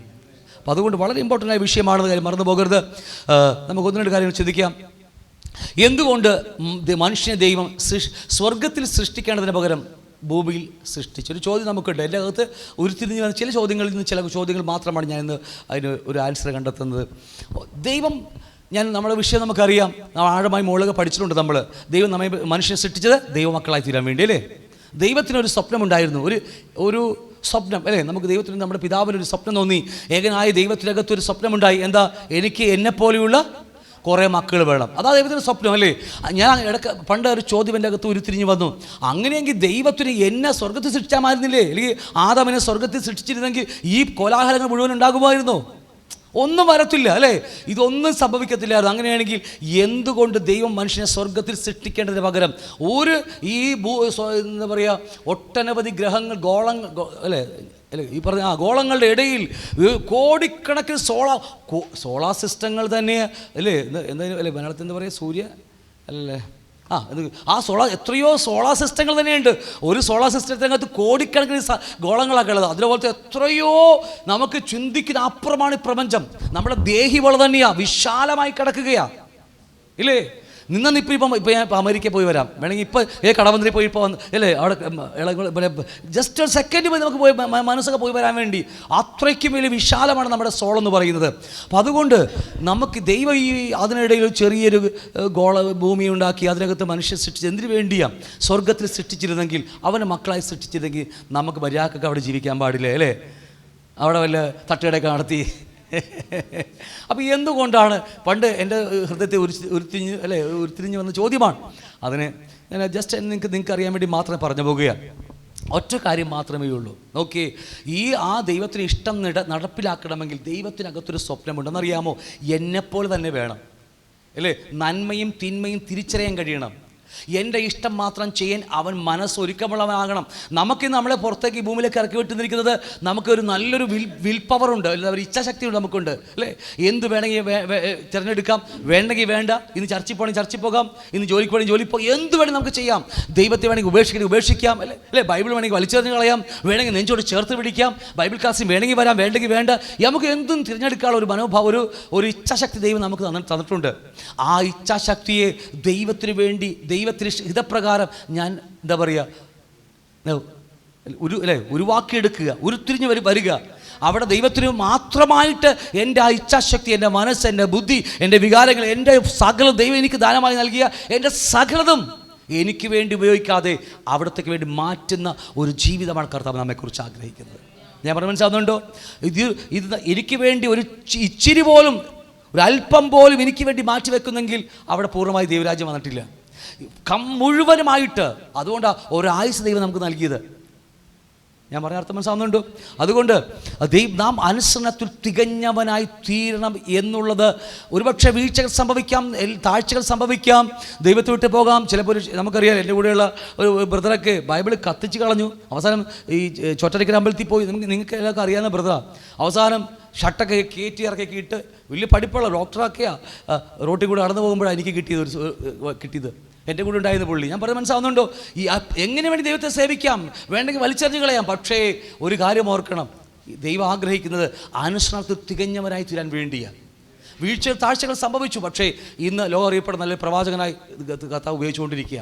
ചില സമയങ്ങളിൽ ഒറ്റ നിൽക്കുമ്പോൾ ഇതുപോലെ വീഴ്ചകൾ സംഭവിച്ചേക്കാം. അതുകൊണ്ട് ആ കൂട്ടായ്മയുടെ ബലമെന്ന് പറയുന്നത്. ഞാൻ ഈ വിശുദ്ധന്മാരെയൊക്കെ, നിങ്ങൾ കാണുന്ന വിശുദ്ധന്മാരെയൊക്കെ ചേർത്ത് പിടിച്ചെന്നാണെന്നറിയാമോ? ഇടയ്ക്ക് ഞാനും വീണ് പോയാൽ നിങ്ങളൊക്കെ അല്ലേ ഒന്ന് ഉപദേശിക്കുമല്ലേ. ഇടയ്ക്ക് ആൾക്കാരൊക്കെ നമ്മൾ ഉപദേശിക്കും, നമ്മുടെ പിള്ളേരൊക്കെ തന്നെ നമ്മൾ ഉപദേശിക്കുന്നുണ്ട്. അത് ശ്രദ്ധയോടെ കേൾക്കും എല്ലാവരും. നമ്മുടെ പിള്ളേരൊക്കെ നമ്മൾ കൈ പറയാറുണ്ട്, പാസ്റ്റർ എന്നൊക്കെ പറഞ്ഞ് അല്ലേ, ഡില്ലേട്ടാന്നൊക്കെ പറഞ്ഞ്. എന്തുവാകട്ടെ, ഞാൻ പറഞ്ഞത് ദൈവ ഇഷ്ടമറിഞ്ഞ് അത് ചെയ്ത് അനുസരണത്തിൽ തികഞ്ഞവരായി തീരണം. ദൈവജീവനിലേക്ക് വളർന്നു വരണം നമുക്ക് അല്ലേ. ഉൽപ്പത്തിയിൽ ദൈവജീവൻ ഉണ്ടോ എന്ന് ചോദിച്ചാൽ ജനിപ്പിച്ചത് മാത്രമേ ഉള്ളൂ. ആ ജീവനിലേക്ക് വളർന്നു വരണമായിരുന്നു. എങ്ങനെ വളരണമായിരുന്നു? ആ ജീവൻ്റെ വൃക്ഷത്തിൻ്റെ ഫലം പറിച്ച് കഴിച്ച് അല്ലേ അവിടെ വളരണമായിരുന്നു എന്ന കാര്യം മറന്നു പോകരുത്. ഇത്ര നിങ്ങൾക്ക് പറഞ്ഞ് മനസ്സിലാവുന്നുണ്ടോ? അപ്പം അതുകൊണ്ട് ഈ ദൈവം ഈ പ്രപഞ്ചത്തിനിടയിൽ ഒരു ചെറിയ ഭൂമി ഉണ്ടാക്കി അതിനകത്ത് മനുഷ്യനെ സൃഷ്ടിച്ച് വെച്ചു. മറ്റൊന്നുമല്ല, ആ ഭൂമിക്കകത്ത് ദൈവേഷ്ടം അറിഞ്ഞ് ഒരുപക്ഷെ ദൈവത്തെ കാണുവാൻ കഴിയുമെന്ന് നമുക്ക് കഴിയത്തില്ലായിരിക്കും. പക്ഷേ വിശ്വാസത്താൽ, ആ വിശ്വാസ ജീവിതത്തിൽ ഞാൻ ദൈവത്തെ കണ്ട് അല്ലേ. വിശ്വാസമില്ലേ? വിശ്വാസമൊക്കെ പറയാറില്ല. എന്താ വിശ്വാസം? ചില ആൾക്കാർ പറയുന്നത്, ബ്രദറെ അകത്തെ കണ്ണ് തുറക്ക് ബ്രദർ എന്നൊക്കെ പറയാറില്ലേ? തുറക്ക് ബ്രദർ എന്നൊക്കെ പറയാറുണ്ട് നമ്മളൊക്കെ. ഞാൻ ഇഷ്ടംപോലെ കേട്ടിട്ടുണ്ട്.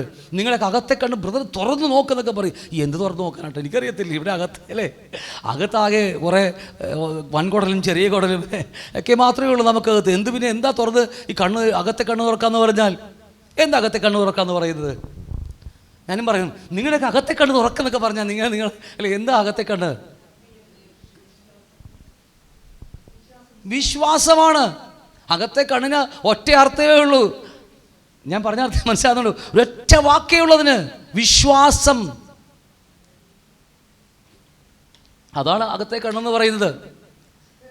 അല്ലെ? ഞാൻ പറയാൻ സാധനമുണ്ടോ? അത് കറക്റ്റായി കിട്ടും. നമുക്ക് വിശ്വാസത്താൽ ദൈവം പറഞ്ഞ വാക്കിന്മേലുള്ള എൻ്റെ ഒരു സംശയമില്ലാത്ത വിശ്വാസം. ഒരു മനുഷ്യൻ്റെ മുമ്പിൽ ഒരു ലോജിക്കും ഉണ്ടാകത്തില്ല. എന്താ പറയുക അല്ലേ? ഒരു ലോകത്തിന് മുമ്പിൽ നമുക്ക് ഒന്നുമില്ലായിരിക്കാം. പക്ഷേ ദൈവം അതങ്ങനെ പറഞ്ഞെങ്കിൽ അത് അങ്ങനെ തന്നെയാണ്. അപ്പം അതുകൊണ്ട് ഈ പ്രപഞ്ചത്തിനിടയിൽ, ഇത്രയും വലിയ പ്രപഞ്ചത്തിനിടയിൽ ദൈവം ഒരു ഭൂമി ഉണ്ടാക്കി.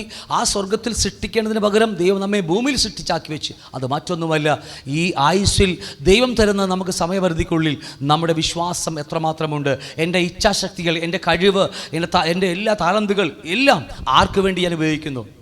നമുക്ക് നോക്കിക്കോ, നമ്മുടെ ജീവിതത്തിലെ ദൈവം നമുക്ക് തന്ന എല്ലാ കഴിവുകളും മിക്കവാറും 99% നമുക്ക് വേണ്ടി തന്നെ ഉപയോഗിക്കുന്നത്. ഉള്ള കാര്യം പറയാം, സത്യമായിട്ട് ഞാൻ പറയാം. നമുക്ക് 99% നമുക്ക് തന്നെ ഉപയോഗിക്കുന്നത്. വല്ല 1% പോലും ഉണ്ടോ സംശയം, അത് വേറെ കാര്യം, ഞാൻ വിട്ടുപോകുന്നതുമായിട്ട്. അപ്പോൾ എന്തൊക്കെയാണെങ്കിലും ദൈവം തന്നത് മുഴുവനും അവിടത്തേക്ക് വേണ്ടിയുള്ളതാണ്. പക്ഷേ നിങ്ങൾ അറിയണം, അകത്തെ കണ്ണ് തുറക്കാൻ പറഞ്ഞത് മറ്റൊന്നുമല്ല, ഇതിനപ്പുറം ഒരു ലോകമുണ്ട്, വരാനിരിക്കുന്ന ലോകം. ഇന്ന് ഇതിനകത്തത് വാണുകൊണ്ടിരിക്കുകയാണ്. അതിനെ ഒന്ന് കണ്ടിട്ട് അതിൻ്റെ സൗന്ദര്യം, അതിൻ്റെ ജീവൻ, അതിൻ്റെ തുടിപ്പ്, അതിൻ്റെ ബലം, അതിൻ്റെ മഹത്വം, അതിൻ്റെ തേജസ്സൊക്കെ ഒന്ന് കണ്ടു കഴിയുമ്പോണ്ടല്ലോ, അപ്പോൾ അറിയാം ഞാൻ വരാൻ പോകുന്ന ഒറിജിനൽ ആ ദൈവരായത്തിൽ, നിത്യരായത്തിൽ പോയി അവസാനിക്കുമ്പോൾ ഇന്ന് കാണുന്നത് അന്ന് കാണാൻ കഴിയത്തുള്ളൂ. ഞാൻ ഇന്ന് വിശ്വാസത്താൽ, അതുകൊണ്ടാണ് വചനം പഠിക്കും. നമ്മൾ പഠിക്കും മനുഷ്യൻ്റെ ഉയർപ്പിനെക്കുറിച്ചും, മനുഷ്യ ശരീരങ്ങളെക്കുറിച്ചും, ഉയർപ്പിൻ്റെ നിരകളെക്കുറിച്ചും, ലഭിക്കാൻ പോകുന്ന തേജസ്കരണത്തെക്കുറിച്ചും ഒക്കെ പഠിക്കും നമ്മൾ ഈ ദൈവരായത്തിനകത്ത്. ഇതൊക്കെ നമുക്ക് ലഭിക്കാൻ പോകുന്നതാ. ഒന്നും മിണ്ടുന്നില്ല നിങ്ങൾ. ഇതൊക്കെ അവിടെ പോയിട്ട് ലഭിക്കുന്ന കാര്യമല്ല, ഇപ്പോൾ ലഭിക്കുന്ന കാര്യമാണ് ഞാൻ പറയുന്നത്. ജീവനോടിരിക്കുമ്പോൾ, അല്ലെങ്കിൽ നമുക്ക് വേണ്ടി ജീവിച്ചല്ലേ, ജോലി എടുത്ത് 10% മാത്രം കൊടുത്ത് പറ്റിച്ച്, കർത്താവിനെ പറ്റിച്ച് ഇങ്ങനെ നമ്മൾ ജീവിക്കും. 90% നമ്മുടേതാ. സത്യത്തിൽ ദശാംശം പോലും ബൈബിളിൽ ഓഹരിയാണ്. ഓഹരി എന്ന് പറഞ്ഞാൽ നിങ്ങൾക്കൊരു 1000 രൂപ കിട്ടിയാൽ, 100,000 രൂപ കിട്ടിയാൽ, നിങ്ങൾക്ക് 4 പേരുണ്ട്, 2 മക്കൾ, അച്ഛനും അമ്മയും. അതിന് 4 5 ഡിവൈഡ് ചെയ്യണം. മനസ്സിലായില്ലല്ലേ? ഞാൻ പറഞ്ഞത് ഇത് മനസ്സിലാകത്തില്ല. നിങ്ങൾക്കൊരു 10,000 ശവൽ, അല്ലെങ്കിൽ എന്താ പറയുക, നിങ്ങൾക്ക് നിങ്ങളുടെ ഒരു എന്താ പറയുക 10,000 രൂപ നിങ്ങൾക്ക് കിട്ടിയെന്ന് വിചാരിച്ചോ. നിങ്ങളുടെ വീട്ടിൽ 4 പേരുണ്ട്, 2 മക്കൾ, അച്ഛനും അമ്മയും, 4 പേര് അല്ലേ? ഒരു മാസം കിട്ടി 10,000 രൂപ കിട്ടി. നിങ്ങളുടെ വീട്ടിൽ 4 പേരേ ഉള്ളൂ. 4 പേർക്ക് 2,500 വെച്ച് മാറ്റി വെക്കുക. അങ്ങനെയല്ല, 5 മാറ്റണം. ഓരോ ഓഹരി ആർക്കുള്ളതാ? നമുക്ക് ഈ 100 രൂപ കൊടുത്തുള്ള പറ്റിക്കൽ പരിപാടിയില്ല നമുക്കറിയുള്ളൂ അല്ലേ? ഓഹരി അതാ. അതൊന്നും പ്രസംഗിച്ചാൽ വേണ്ട, വെറുതെ ചീത്തപ്പേര് പണ്ടേ ഉണ്ട് എനിക്ക്. ഇനിയുള്ള കാലം ചീത്തപ്പേര് കൊണ്ട് മേടിച്ച് കൂടണേ. അപ്പോൾ ഞാൻ പറഞ്ഞത് എന്തുമാകട്ടെ, ഈ കാര്യം നമ്മൾ ഈ തിരിച്ചറിയുക, അനുസരണത്തിൽ തികഞ്ഞവനായി തീരാൻ വേണ്ടിയ ദൈവം നമ്മളെ ഭൂമിയിലാക്കി വെച്ചിരിക്കുന്നത്. അവനെന്തു പറയുന്നുവോ അത് അക്ഷരാർത്ഥത്തിൽ അതങ്ങ് അനുസരിക്കുക എന്നുള്ളതാണ്. ഒരു ബോഷനെ പോലെ, പൊട്ടനെ പോലെ, കുഴപ്പമില്ല വാക്ക് ഉപയോഗിച്ചാൽ അല്ലേ, ഒരു എന്താ പറയുക, ഒരു ബോഷനെ പോലെ അങ്ങ് അനുസരിക്കുക. അതാ ദൈവം നമ്മളെക്കുറിച്ച് ആഗ്രഹിക്കുന്നത്. ഓക്കെ, ദൈവം ത്രിയേകനായിരിക്കുന്നത് പോലെ നമ്മളും ത്രിയേകനാണ്. അവിടെ വചനം പറയുന്നു, ഉൽപ്പത്തി 1:26-27, അനന്തരം ദൈവം നമ്മുടെ സ്വരൂപത്തിൽ നമ്മുടെ സാദൃശ്യപ്രകാരം മനുഷ്യനെ ഉണ്ടാക്കുക. അപ്പോൾ ദൈവം നമ്മളെ സൃഷ്ടിച്ചതുപോലും അവരുടെ സ്വരൂപത്തിലും സ്വാദൃശ്യമാണ് കാര്യം മറന്നു പോകരുത്. ഒരുമിച്ച് താഴെ സ്വയമായി ചിന്തിക്കുവാനും തീരുമാനമെടുക്കുവാനും നമ്മൾ അതിലേക്ക് പ്രാപ്തനാകുകയാണ്. ഇപ്പോൾ നമ്മൾ എന്തിനാണ് ബൈബിൾ പഠിക്കുന്നത്? ഞാൻ ചിലപ്പോൾ പറയാറുണ്ട്, നന്മയും തിന്മയും ദൈവം മാത്രം അറിയുന്നു, നമ്മൾ അറിയണമെന്ന് പറയും. പക്ഷേ മറുസൈഡ് ഞാൻ പറയും, നന്മയും തിന്മയും നാം അറിയണമെന്ന് പറയും.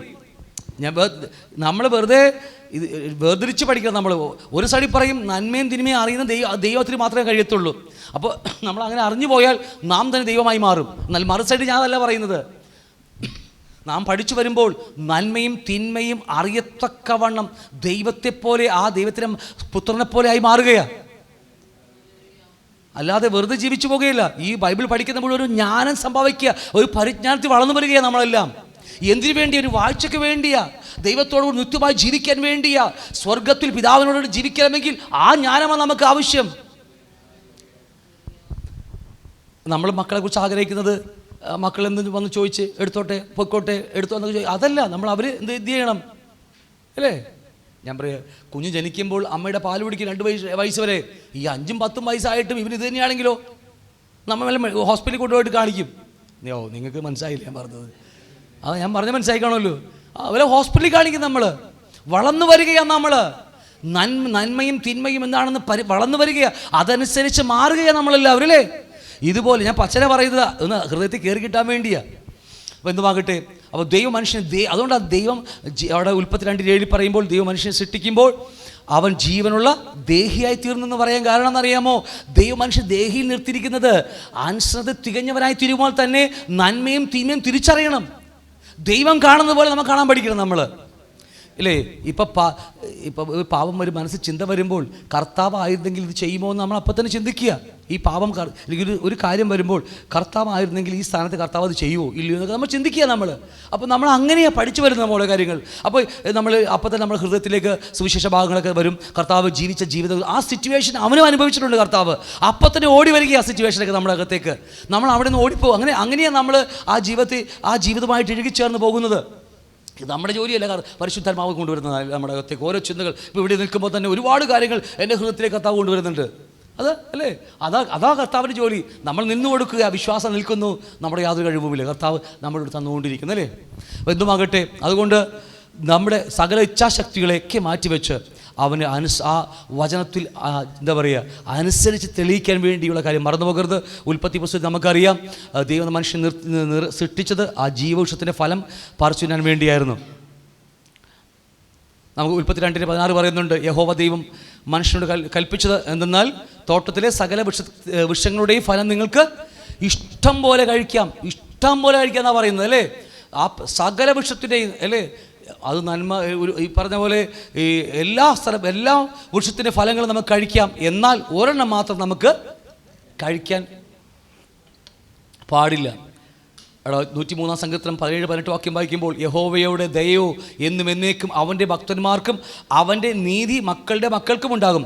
അവൻ്റെ നിയമത്തെ പ്രമാണിക്കുന്നവർക്കും അവൻ്റെ കൽപ്പനകളെ ഓർത്ത് ആചരിക്കുന്നവർക്കും തന്നെ. നോക്കി, ഈ മോളിൽ പറഞ്ഞ കൽപ്പന നാം അനുസരിക്കുമ്പോഴാണ് നമുക്ക് മാത്രമല്ല, നമ്മൾ പിന്നെ ആർക്കാ? നമ്മുടെ തലമുറകൾക്കും അനുഗ്രഹമായി തീരുന്നത്. നമ്മൾ അനുസരിക്കാതെ നീ അനുസരിക്കാൻ പറഞ്ഞാൽ അനുസരിക്കാൻ പറ്റുമോ? ഒരിക്കലും അനുസരിക്കില്ല. നമ്മുടെ മക്കളുടെ മുമ്പിൽ നാം അനുസരിച്ച് കാണിക്കുക. വാക്യം മനസ്സിലായി, അവിടെ കറക്റ്റ് വാക്യമാ. യഹോവയുടെ ദയോ എന്നും എന്നേക്കും, ഒരു ദിവസത്തേക്കല്ല, എന്നും എന്നേക്കും തലമുറകളോളമുള്ളതാ. അവൻ്റെ ഭക്തന്മാർക്കും അവൻ്റെ നീതി മക്കളുടെ മക്കൾക്കും ഉണ്ടാകും അല്ലേ. അവൻ്റെ എങ്ങനെ കിട്ടുന്നത്? അവൻ്റെ നിയമത്തെ പ്രമാണിക്കുന്നവർക്കാ, അനുസരിക്കുന്നവർക്കാ, അവൻ്റെ കൽപ്പനകളെ ഓർത്ത് അത് ആചരിക്കുകയാണ്. രാവിലെ എഴുന്നേൽക്കുമ്പോൾ ഇന്ന് രാവിലെ എന്തുണ്ടാക്കും? ഉച്ചയ്ക്ക് പുട്ടുണ്ടാക്കിയ ഭർത്താവിന് ഇഷ്ടമല്ല, മോന് ഇഷ്ടമാണ്. അപ്പോൾ പിന്നെ എന്നാൽ പുട്ടും മോന് ഇഷ്ടമല്ല, അപ്പം കൂടി ഉണ്ടാക്കാം. അപ്പോൾ മോളുണ്ടല്ലോ, അവൾക്ക് പുട്ടും ഇത് ഇഷ്ടമല്ല, എന്നാൽ അവൾക്ക് വേണ്ടി ചപ്പാത്തി ഉണ്ടാകുന്നൊക്കെ പരിപാടിയല്ലേ ഇത്. രാവിലെ ഉണരുമ്പോൾ ഒറ്റ ചിന്തയുള്ള കർത്താവേ, നിൻ്റെ കൽപ്പനകളെ അനുസരിക്കുവാൻ നീ എനിക്ക് ബലം നൽകണമേ. അത് കൂടിപ്പോയാ നീ പറഞ്ഞില്ലേ? ആ എഴുന്നേൽക്കുമ്പോൾ നമ്മുടെ ചിന്ത ഏതായിരിക്കണം? വാക്കിയൊക്കെ പുറകെ വരികയാണ്. അത് എന്ന് പറഞ്ഞ് വീട്ടിൽ ഉണ്ടാക്കാതിരുന്ന് വീട്ടിൽ കലഹം ഉണ്ടാക്കിയിട്ട് എൻ്റെ അടുത്ത് വന്നേക്കരുത് അല്ലേ. ഞാൻ പറഞ്ഞത് ഇതൊക്കെ ആവശ്യം, പക്ഷേ അതല്ല ചിന്ത. നമുക്ക് ചിന്തകളുടെ ഏറ്റവും ആഴം, ഇന്ന് ഞാൻ അവൻ്റെ വചനത്തെ പ്രമാണിക്കുവാൻ, അവൻ്റെ ഹിതം ചെയ്യാൻ കടന്നു വരിക. അതിനാവശ്യമായ എല്ലാ അഭിഷേകവും എല്ലാ കൃപയും അന്ന് രാവിലെ പ്രാപിച്ചെടുക്കുക. ഞാൻ പിന്നെ പ്രാർത്ഥന പഠിപ്പിക്കുമ്പോൾ എടുക്കാം. അന്നുള്ള ആഹാരം നാളത്തേക്കുള്ള ചോദിച്ചിട്ട് ഇന്ന് മേടിക്കുന്ന പരിപാടികൾ നമുക്ക് ഈ മറ്റേ ലൂലു മാളിലും എന്താ പറയുക ഈ എല്ലാ ഫോറം മാളിലൊക്കെ പോയി ഒരാഴ്ചത്തേക്കുള്ള സാധനം മേടിച്ച് വെക്കാനുള്ള പരിപാടി നമുക്കുള്ള അറിയാവുന്നല്ലേ. നമ്മൾ ശീലിച്ചു പോയത്. പക്ഷേ ദൈവരാജ്യത്തിനകത്ത് അങ്ങനെയല്ല ജീവിതം. അന്നുള്ളത് മാത്രമേ കിട്ടത്തുള്ളൂ. നാളേക്ക് മേടിച്ച് വെച്ചാൽ വളിച്ച് പുഴുവരിച്ചു പോകത്തേ ഉള്ളൂ നാളത്തേക്ക്. അതാണ് ദൈവരാജ്യത്തിന് നീതി എന്ന് പറയുന്നത്, ജീവിതം എന്ന് പറയുന്നത്.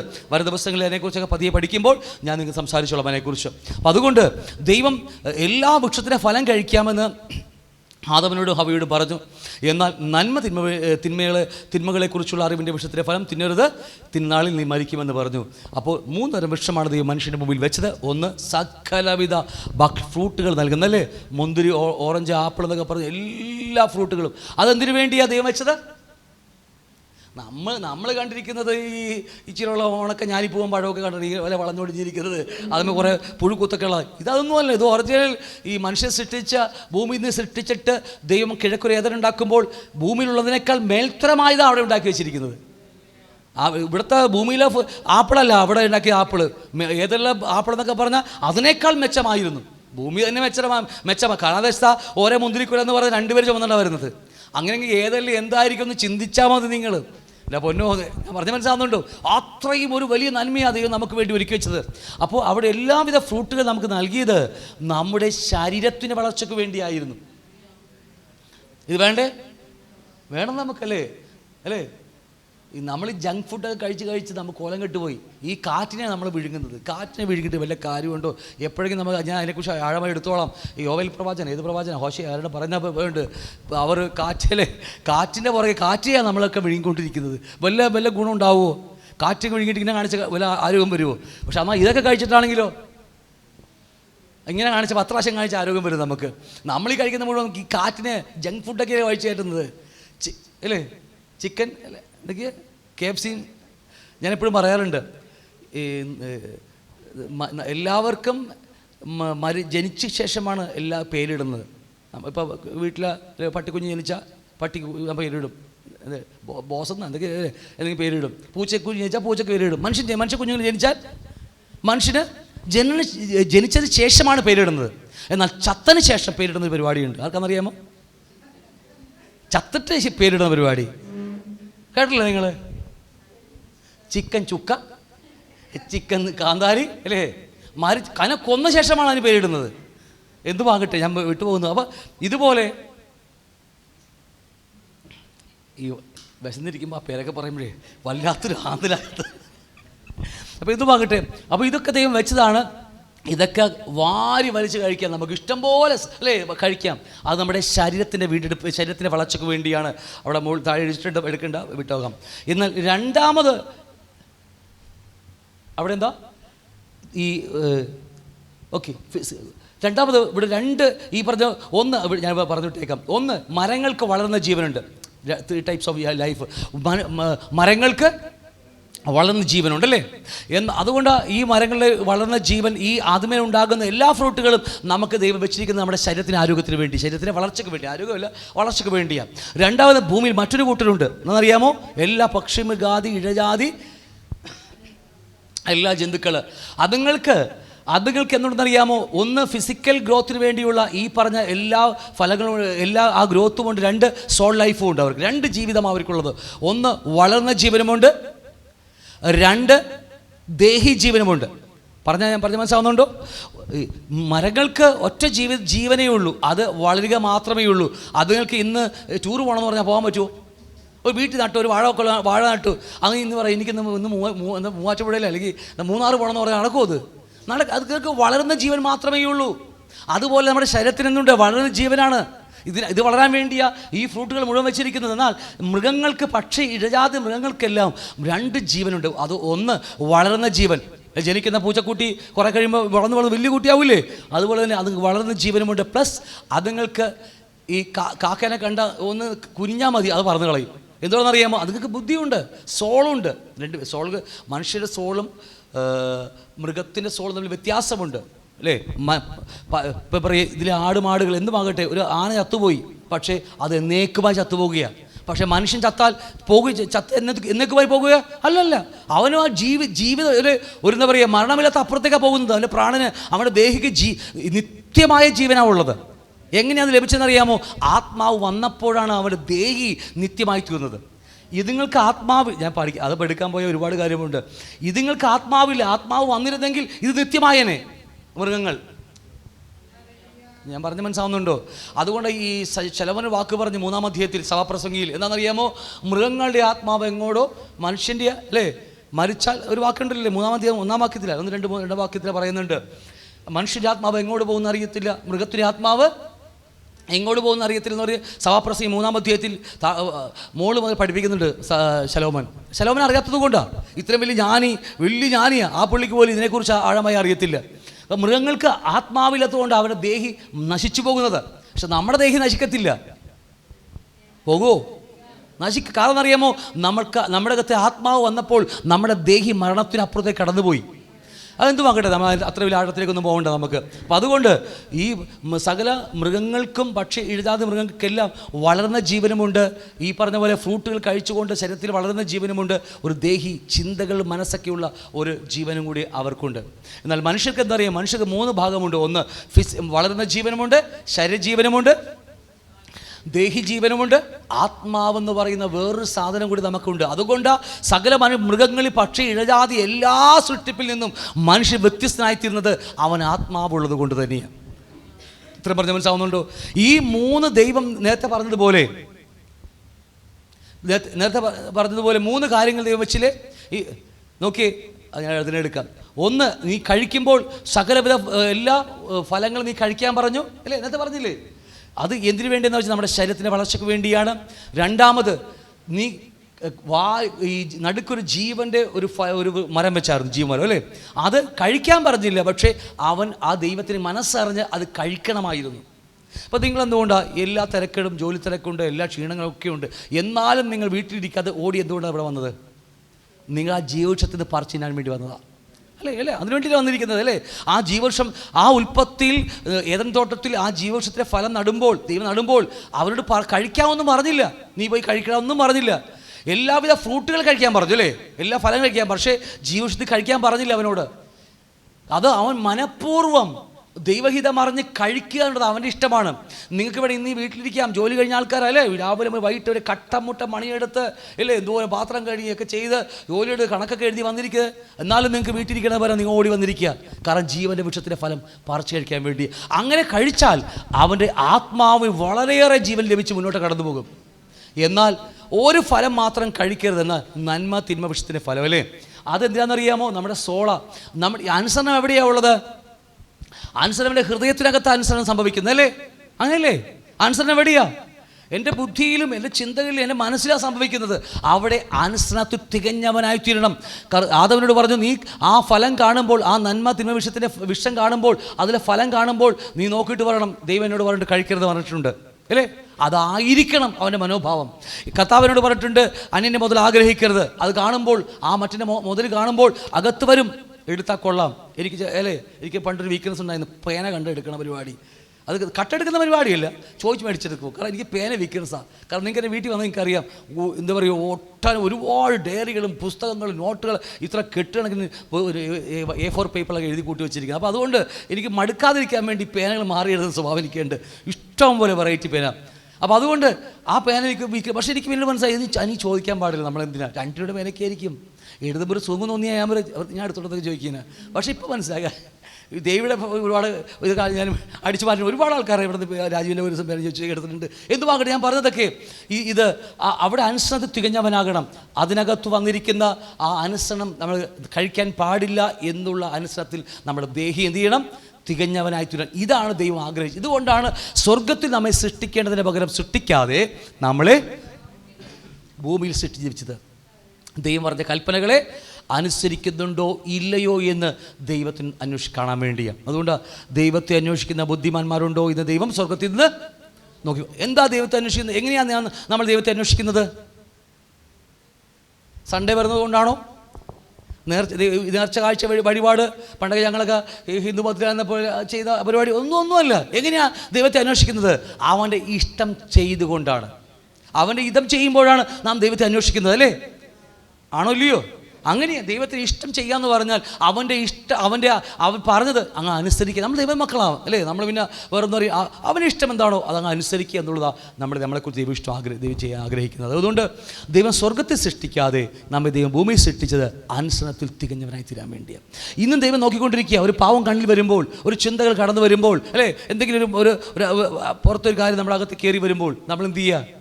എൻ്റെ പിതാവിന് ഇഷ്ടമില്ല എന്ന് ഞാൻ സ്വയം അത് കണ്ടെത്തി എൻ്റെ സ്വയത്തെ, എൻ്റെ ജഡത്തിലെ പ്രവൃത്തിയിലേക്ക് ഞാനിത് മനഃപൂർവ്വം പറിച്ചു കളയുക. വേദന കൊണ്ട് എനിക്ക് ഇഷ്ടപ്പെട്ട സ്വഭാവമായിരിക്കാം അല്ലേ, എന്തെങ്കിലും എനിക്ക് ഇഷ്ടപ്പെട്ട മോഹങ്ങളായിരിക്കും, എന്തുമാകട്ടെ. പക്ഷേ അത് വചനപ്രകാരം ഇതിനാണെങ്കിലും എൻ്റെ യേശുവായിരുന്നെങ്കിൽ അത് ചെയ്യില്ലായിരുന്നെങ്കിൽ അത് മനഃപൂർവ്വം ഞാൻ പറിച്ചു കളഞ്ഞ് ആ അനുസരണത്തിൽ തികഞ്ഞവനായി തീരാൻ വേണ്ടിയാണ് ദൈവം ആഗ്രഹിക്കുന്നത്. അതുകൊണ്ട് അതിനുവേണ്ടി മാത്രമാണ് ദൈവം മനുഷ്യനെ ഭൂമിയിൽ സ്വർഗത്തിൽ സൃഷ്ടിക്കാതെ ഭൂമിയിൽ ദൈവം സൃഷ്ടിച്ചാക്കി വെച്ചത്. പറഞ്ഞ മനസ്സിലായോ? നമ്മുടെ ചോദ്യം എന്താ? ദൈവത്തിന് ഒരുപറ്റം പുത്രിപുത്രന്മാർ വേണമെന്ന് ദൈവം ആഗ്രഹിക്കുന്നു. നമ്മുടെ ചിന്ത പഴയ ക്ലാസ് അതാ. അതിനുവേണ്ടി ദൈവം സ്വർഗത്തിൽ നമ്മൾ സൃഷ്ടിക്കേണ്ടതിന് പകരം ദൈവം നമ്മെ ഭൂമിയിൽ സൃഷ്ടിച്ച് എന്തുകൊണ്ട് അല്ലേ? അതൊന്നുമല്ല, ഒറ്റ കാര്യമേ ഉള്ളൂ, അനുസരണത്തിൽ നാം തികഞ്ഞവനായി തീരണം. ദൈവത്തിൻ്റെ ഇഷ്ടത്തിൽ നാം അറിഞ്ഞ് അവൻ്റെ എല്ലാ ഹിതത്തിലും അവനെ തലയോളം അല്ലേ നിറവോളം നിറഞ്ഞു വരാൻ വേണ്ടിയ അനുസരിച്ചല്ലേ. അപ്പോൾ തന്നെ ആ ഇപ്പം വേറൊരു കാര്യമുണ്ട്, ജീവൻ്റെ വൃക്ഷത്തിൻ്റെ ഫലം പറിച്ചതെന്ന് അനുസരണത്തിൽ വളരുക മാത്രമല്ല, ഇവിടെ അനുസരണത്തിൽ വളർന്നവർ മാത്രമല്ല, കഴിക്കാതിരുന്നതുകൊണ്ട് കാര്യമുണ്ടോ? ഇപ്പം ആദം പറയുക, ദൈവം പറഞ്ഞു കഴിക്കുന്ന നന്മ തിന്മയുടെ വൃക്ഷത്തിൻ്റെ ഫലം കഴിക്കാൻ പാടില്ല എന്ന് പറഞ്ഞ് ആദം എല്ലാ ദിവസവും അനുസരിക്കുന്നുണ്ട്. പക്ഷേ കാര്യമുണ്ടോ? ഒരു ചോദ്യമല്ലേ അത്? ആദം അനുസരിക്കുന്നുണ്ട്, നന്മ തിന്മവൃക്ഷത്തിൻ്റെ ഫലം കഴിക്കാതെ അനുസരിക്കുന്നുണ്ട്. പക്ഷേ അതുകൊണ്ട് മാത്രം കാര്യമുണ്ടോ? അത് കാര്യമില്ലെന്നല്ല, അതുകൊണ്ട് മാത്രം കാര്യമുണ്ടോ? ഇല്ല. മറു സൈഡിൽ ജീവവൃക്ഷത്തിൻ്റെ ഫലം കൂടി പറിച്ചു നട്ട് ജീവങ്കിലേക്ക് വളർന്നു വരണം. നമുക്ക് രക്ഷിക്കപ്പെട്ട് സ്നാനപ്പെട്ട് ഒരു സഭയിലായി സൺഡേ കഷത്തിൽ ബൈബിളും വെച്ചുകൊണ്ട് വന്ന് 2 പാട്ടും പാടി 1-ാം തീയതി ആകുമ്പോൾ ദശാംശം ഇട്ട് പോകുന്ന പരിപാടിയാണോ? അല്ല. എന്തിനാ സഭയിൽ വന്നത്? അവൻ്റെ അറിവ്, അവൻ്റെ ഹിതവും അവൻ്റെ ഇഷ്ടങ്ങളൊക്കെ ഓരോ ദിവസം പഠിച്ച് അവൻ്റെ പുരുഷത്വത്തിലേക്ക് വളർന്നു വരികയാണ്. അതിനുവേണ്ടി നമ്മൾ ചെയ്തുകൊണ്ടിരിക്കുന്നത്. മറുസൈഡിൽ എന്താ? ഈ അവന് ഇഷ്ടമില്ലാത്തതെല്ലാം ഞാൻ തള്ളിക്കളയുക, ഇല്ല ഒരു അനുസരണത്തിൽ തികഞ്ഞവനായി വരികയാണ്. മറുസൈഡ് ജീവങ്കിലേക്ക് വളരുകയാണ്. ഞാൻ കഴിഞ്ഞ ദിവസങ്ങളിൽ ആദ്യത്തിന് നമ്മുടെ മുടിനായ പുത്രനെ കുറിച്ചൊക്കെ എടുത്തു തുടങ്ങിയതാ. നമ്മൾ ക്ലാസ് ഇവിടെ പിന്നെ എടുക്കുന്നുണ്ട്, മുകളിൽ ഇവിടെ അത്ര ആഴമായി എടുക്കുന്നുണ്ട്, മുകളിൽ എടുത്തു തുടങ്ങിയതാണ്. പക്ഷേ എപ്പോൾ നോക്കിയാൽ ഇപ്പം അല്ലേ ഈ എന്താ പറയുക, മുടിയായ പുത്രൻ എന്നൊക്കെ പറഞ്ഞാൽ അതൊരു അരോചകമായി തോന്നുകയാണ്. സത്യത്തിൽ അതിൻ്റെ മർമ്മങ്ങളിലേക്ക് ഇറങ്ങി വരികയാണ്. കാരണം എവിടെന്നാ ജീവൻ ഒഴുകി വരുന്നത്? എൻ്റെ ഹൃദയത്തിനകത്താ. ആ ദൈവജീവൻ നിറയുന്നില്ലെങ്കിൽ എൻ്റെ ഹൃദയം സാധാ സൂഖ്യ ലൈഫാ. എൻ്റെ സ്വഭാവം, ഞാൻ പറയുക, എൻ്റെ സ്വഭാവം എവിടെ നിന്നാണ് എൻ്റെ സ്വഭാവം വരുന്നത്? സദൃശവാക്യം 4:23 പറയുന്നു, സകല ജാഗ്രതയോടും കൂടി നിന്റെ ഹൃദയത്തെ കാത്തു സൂക്ഷിച്ചുകൊള്ളുക, അവിടെ നിന്ന് ജീവൻ്റെ ഉത്ഭവം. ആ ജീവനാണ് എൻ്റെ സ്വഭാവം. ആ ജീവനാണ് എൻ്റെ സ്വഭാവം. വാക്ക് ശരിയാണ് ഞാൻ പറഞ്ഞത്. ഓക്കെ, എൻ്റെ ഹൃദയത്തിൽ നിന്ന് എൻ്റെ ദേഹിയുടെ ജീവൻ പുറപ്പെട്ടു വരികയാണ് അല്ലേ? ആ ജീവനാണ് എൻ്റെ സ്വഭാവം തീരുമാനിക്കുന്നത്. അതിനെന്താ പറയുന്നത്? വായി പ്രസ്താവിക്കുക. എന്നാലും പറയാം. ഇപ്പം ചില പറയും എൻ്റെ അവൻ്റെ പപ്പയുടെ സ്വഭാവമാണ് അവൻ കാണിക്കുന്നത്. അപ്പോൾ നമ്മൾ പറയാറില്ലേ, എന്തുകൊണ്ടാണ് ആ സ്വഭാവം കാണിക്കുന്നത്? പപ്പയുടെ ജീവൻ എൻ്റെ ഒഴുകിക്കൊണ്ടിരിക്കുന്നത് അല്ലേ? അതുപോലെ തന്നെ ഒരു വ്യക്തിപരമായി എൻ്റെ ഹൃദയത്തിനകത്തുള്ള ജീവൻ, ഹൃദയത്തിനകത്തുനിന്ന് ജീവൻ ഒഴുകുമ്പോൾ ആ ജീവൻ്റെ സ്വഭാവം നിർണ്ണയിക്കുകയാണ്. ഒരു ആഴമായി ചിന്തിക്കേണ്ട വിഷയമാണ് ഞാൻ പറയുന്നത്. ഞാൻ മുകളിൽ എടുക്കാൻ വേണ്ടി നോക്കിയതാണ്, പക്ഷേ വലിയ താല്പര്യം ആർക്കും തോന്നിയില്ല. ഞാൻ വിട്ട് കളഞ്ഞു. ഇത്ര ആഴമായി ചിന്തിക്കേണ്ട വിഷയമാണ്. ആ ജീവൻ എന്ന് പറയുന്നത് എൻ്റെ അകത്ത് കിടക്കുന്ന കപടത, കാപട്യം, ദുസ്വഭാവങ്ങൾ അല്ലേ, നോണ പറച്ചിൽ, മോഹങ്ങൾ, പേനടിച്ച് വരാനുള്ള മോഹങ്ങൾ, ഇതൊക്കെ കിടക്കുക എവിടെയാ? എൻ്റെ ഹൃദയത്തിനകത്ത്. മോളി എടുത്തവർക്കറിയാം, ഇതിനകത്ത് മുഴുവൻ കിടക്കുക. രക്ഷിക്കപ്പെട്ടുവെങ്കിലും, ആത്മാവ് രക്ഷിക്കപ്പെട്ടുവെങ്കിലും എൻ്റെ ഹൃദയം മുഴുവനും കാപട്യവും കപടതകളുമാ. നമ്മളതിന് പൂർണ്ണമായിട്ടില്ല. ആ ജീവനാണ് അവിടെ നിന്ന് പുറപ്പെട്ടു വരുന്നത്. ആ ജീവനിൽ എന്തുണ്ട്? ആ പറഞ്ഞ എല്ലാം സ്വഭാവമായി വെളിപ്പെട്ട് വരികയാണ്. ആഴത്തിലേക്ക് ഇറങ്ങി ബുദ്ധിമുട്ടാവും, മനസ്സിലാവുന്നുണ്ട് ഞാൻ പറഞ്ഞത്. ഇവിടെയാണ് നമ്മൾ പണിയപ്പെടേണ്ടത്. ഇവിടെയാണ് ദൈവജീവൻ നമ്മളകത്ത് നിറയ്ക്കേണ്ടത്. എൻ്റെ ഹൃദയത്തിനകത്ത് ദൈവജീവൻ വരുന്നില്ലെങ്കിൽ എൻ്റെ സ്വഭാവം തനി ആ പഴയ സ്വഭാവമായിരിക്കും. കാരണം എവിടെ നിന്നാണ് ജീവൻ പുറപ്പെടുന്നത്? ഹൃദയത്തിൽ നിന്നാണ്. ഹൃദയത്തിൽ മുഴുവൻ എന്താ കിടക്കുന്നത് അല്ലേ? ഇതെല്ലാം നിന്റെ ഹൃദയത്തിൽ കിടക്കുന്നൊക്കെ പൗലോസൊക്കെ എഴുതി വെക്കുമ്പോൾ, ഇതൊക്കെ അവിടെ കിടക്കുമ്പോൾ അതാണ് എൻ്റെ സ്വഭാവമായി രൂപാന്തരപ്പെട്ട് വരുന്നത്. ഈ വെളിപ്പാട് മനസ്സാവുന്നുണ്ടോ? ഞാൻ മുകളിൽ എടുക്കാൻ വേണ്ടി നോക്കിയത്, പക്ഷേ അതിന് വിട്ട് ആവശ്യമുള്ളവരെ എടുക്കുക, അത്രയേ ഉള്ളൂ. അതാണ് സ്വഭാവമായി മാറുന്നതെങ്കിൽ അതിനകത്ത് ദൈവജീവൻ കൊണ്ട്, വചനം കൊണ്ട് പണിയപ്പെടുമ്പോഴാണ് ആ ദൈവജീവൻ എൻ്റെ ഹൃദയത്തിൽ നിന്ന് പുറപ്പെടുമ്പോൾ അതൊരു സ്വഭാവമായി മാറ്റപ്പെടുന്നത്. ആ വെളിപ്പാട് ഗ്രഹിച്ചറിഞ്ഞോ? നമുക്ക് യേശുവിനെ പോലെ ജീവിക്കണോ? എങ്ങനെ ജീവിക്കാൻ പറ്റും? പറ. കർത്താവേ സ്വോത്രം എന്നൊക്കെ പറഞ്ഞ് നടന്ന് കിട്ടുമോ? ഹൃദയം മുഴുവൻ എവിടെ ജീവൻ ഒഴുകുന്നത്? അവിടെ കിടക്കുക. അവിടെ മുഴുവൻ എന്താ? കാപട്യവും അവിടെ ദുഷ്ടതയും കിടക്കുക. പിന്നെ ഒഴുകുന്ന ജീവൻ വ്യത്യാസമാണ്. ആ ജീവനാണ് എൻ്റെ സ്വഭാവം നിർണ്ണയിക്കുന്നത്. അതിനെക്കുറിച്ച് അല്പമായി ഞാൻ അതിനെക്കുറിച്ച് എടുക്കും, ഈ ക്ലാസ്സിൽ എടുക്കും. നമ്മുടെ എന്താ പറയുക, നമ്മുടെ ചുറ്റുപാടൊക്കെ ഒരു മനുഷ്യൻ്റെ സ്വഭാവം നിർണ്ണയിക്കുക അത് തന്നെയാണ്. അതിനെക്കുറിച്ച് ആഴമായൊക്കെ എടുക്കും. അപ്പോൾ ഞാൻ പറയുന്ന കാര്യങ്ങൾ എത്ര ചിന്താവിഷയമാണ് നമ്മൾ പറഞ്ഞത്. എനിക്ക് യേശുവിനെ പോലെ ആകണമെങ്കിൽ എൻ്റെ ഹൃദയം മുതൽ പണിയപ്പെടണം. അതുകൊണ്ട് സകല ജാഗ്രതയോടും കൂടി എന്ന് അവിടെ എഴുത്തുകാരൻ എഴുതി വെച്ചിരിക്കുന്നത്, ശലോമോൻ എഴുതി വെച്ചിരിക്കുന്നത്, സകല ജാഗ്രതയും എൻ്റെ സമ്പത്ത് കൊണ്ട്, ഞാൻ ആരോഗ്യം കൊണ്ടും അല്ലേ, സമയം കൊണ്ടും ഞാൻ സൂക്ഷിക്കേണ്ട കാര്യമാണ്. പക്ഷെ അതൊന്നും തുടങ്ങാൻ പോലും പിശാച് സമ്മതിക്കത്തില്ല. അത് പറഞ്ഞ് ഒന്നില്ലേ, അത് കേൾക്കാൻ പോകും, ചെവി കൊടുക്കുക. അതിനു മുമ്പ് തന്നെ നമ്മൾ വഷളായിക്കളയുക. എന്നും അങ്ങോട്ട് ഞാൻ വിട്ടുപോകുന്നു. ഇത്രയും മനസ്സിലായെന്ന് വിചാരിക്കുന്നു അല്ലേ? അപ്പോൾ ദൈവം ആഗ്രഹിക്കുന്നത് സ്വർഗത്തിൽ സൃഷ്ടിക്കേണ്ടതിന് പകരം ദൈവം മനുഷ്യനെ ഭൂമി സൃഷ്ടിച്ചത് ഇവനെ തികഞ്ഞു വരാൻ വേണ്ടിയാണ്. ഹല്ലേലൂയ. കർത്താവ് നിങ്ങളെ സഹായിക്കട്ടെ. മറ്റൊരു ചോദ്യമാണ്, എന്തുകൊണ്ട് മനുഷ്യനെ ഭൂമിയിൽ നിന്ന് എടുത്തിട്ട് ഏതെങ്കിലും ജീവിക്കാൻ വെച്ചു? നമ്മൾ അല്പമായി ചിന്തിച്ചായിരുന്നു അല്ലേ? ഒരു ചോദ്യം നമ്മൾ ചോദിച്ചെന്താ? ദൈവത്തിന് ഒരു പറ്റം പുത്രിപുത്രന്മാർ വേണമെങ്കിൽ സ്വർഗത്തിൽ സൃഷ്ടിച്ചാൽ മതിയായിരുന്നു അല്ലേ? എന്നാൽ അവൻ എന്താ പറയുക, കോടിക്കണക്കിന് നക്ഷത്രങ്ങളിടയിൽ ഒരു മൺതരിയുടെ അത്ര പോലും വണ്ണമില്ലാത്ത അല്ലേ രൂപമില്ലാത്ത ഒരു ചെറിയ ഗോളമുണ്ടാക്കി അതിന് ഭൂമിയിൽ നിന്ന് പേരിട്ടു. അതിനകത്ത് മനുഷ്യനെ സൃഷ്ടിച്ച് എന്തുകൊണ്ടാണെന്ന് നാം കണ്ടെത്തി.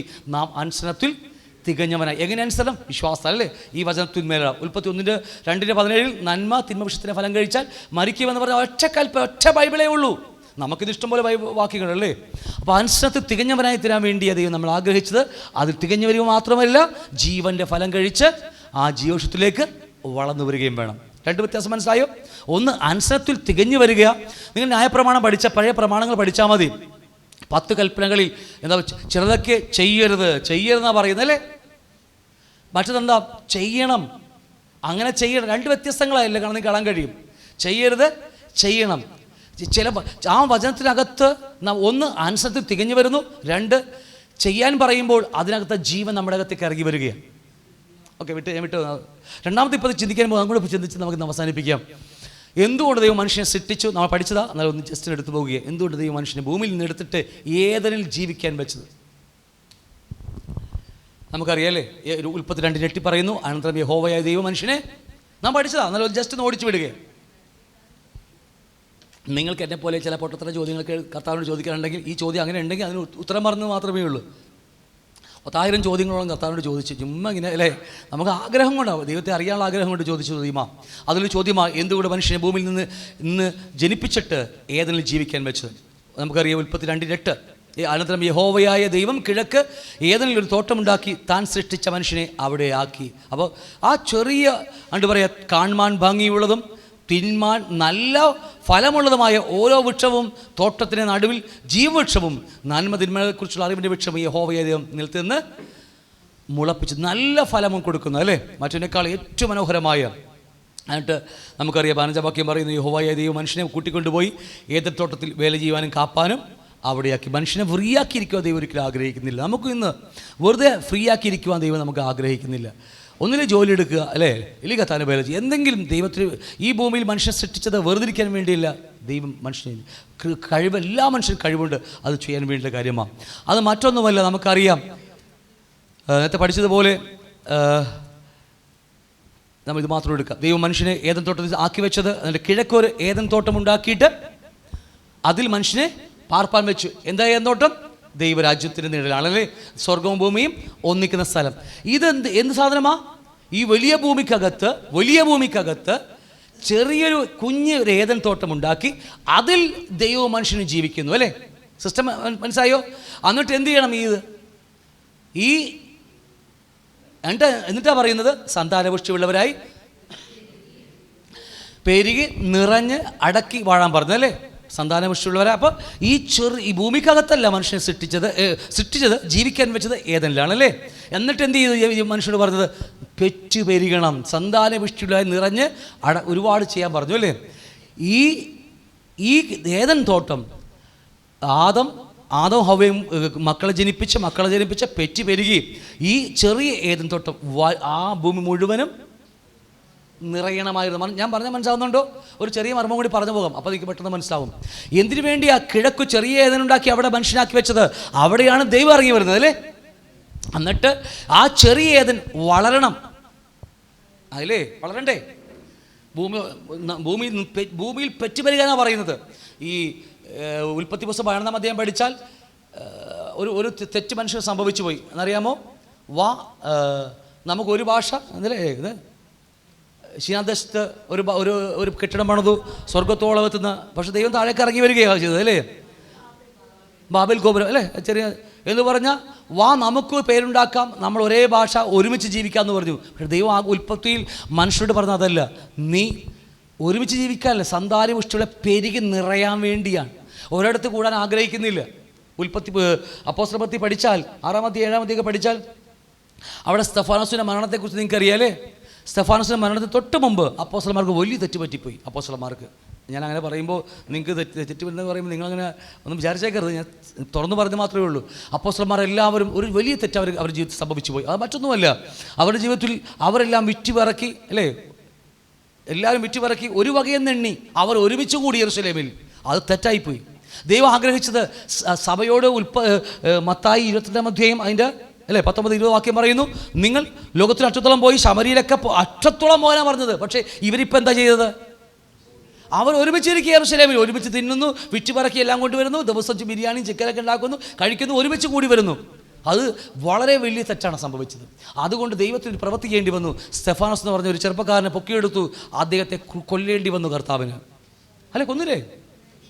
ഒന്നുമില്ലയോ? യാഗമായില്ലേ? ആ യാഗമായപ്പോൾ അടുത്ത വാക്യം പറയുക, സഭ ചിതറിപ്പോയി, പോയവർ അവിടെ ഇവിടെ സുവിശേഷം പറയിച്ചു. അതിലൊരു വ്യക്തിയാണ് ഫിലിപ്പോസൊക്കെ പറഞ്ഞത്, അല്ലേ. ഫിലിപ്പോസ് സുവിശേഷം പറഞ്ഞു, പക്ഷേ സുവിശേഷമൊക്കെ പറഞ്ഞു, അവർ രക്ഷിക്കപ്പെട്ടു ഒക്കെ ശരിയാണ്. പക്ഷേ അവിടെ ആത്മാവ് വന്നിട്ടുണ്ടായില്ല. കാരണം അന്ന് അതിനുള്ള കൃപ പുള്ളിക്ക് ആ കൃപാവരമില്ല. അപ്പോസ്തലന്മാർ വന്നിട്ടാണ് പ്രാർത്ഥിച്ചപ്പോഴാണ് ആ കൃപാവരമൊക്കെ വന്നത്. എന്തുവാകട്ടെ, നമ്മുടെ വിഷയം അതൊന്നുമല്ലല്ലോ, എന്തുവാകട്ടെ. അപ്പോൾ ചെറിയ മിസ്റ്റേക്ക് സംഭവിക്കാനിടയുണ്ട്. അതുപോലെ ഇതും വളരണമായിരുന്നു. ഒരിടത്ത് കൂടിയിരിക്കാൻ പാടില്ല.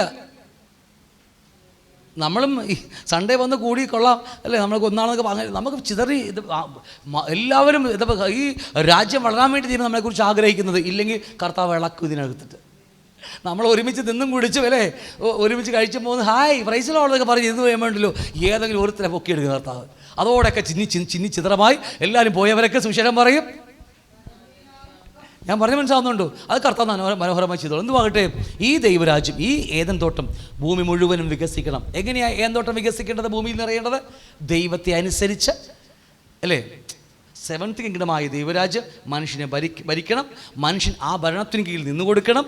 ആ മനുഷ്യൻ ഭൂമിയിൽ വാഴണം. ഈ ദൈവത്തെ ആഗ്രഹിച്ച ആ സിസ്റ്റം അനുസരിക്കുന്ന കുഞ്ഞുങ്ങൾ പെറ്റുപെരുകി ആ ഭൂമി മുഴുവനും നിറയണമായിരുന്നു.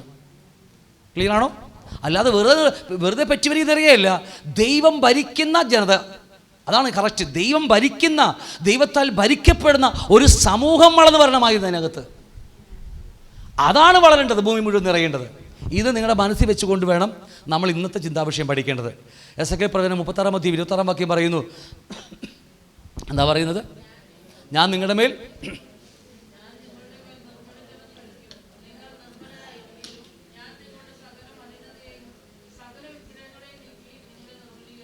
അടുത്ത വാക്യം, ഞാൻ നിങ്ങൾക്ക് ഒരു പുതിയ ഹൃദയം തരും, അല്ലേ. അപ്പോൾ ഹൃദയം ഇല്ലാത്തവരാണ് നമുക്ക്. വീട്ടുകാരൊക്കെ പറയും, ഭാര്യയും പറയും, ഭർത്താവ് പറയും, നിങ്ങൾക്ക് ഹൃദയമില്ല മനുഷ്യ എന്നൊക്കെ പറയും. ഇതല്ല, അല്ലേ. ഞാൻ ഹൃദയം ഇല്ലാത്തതുകൊണ്ട് ഹൃദയം തരികയില്ല.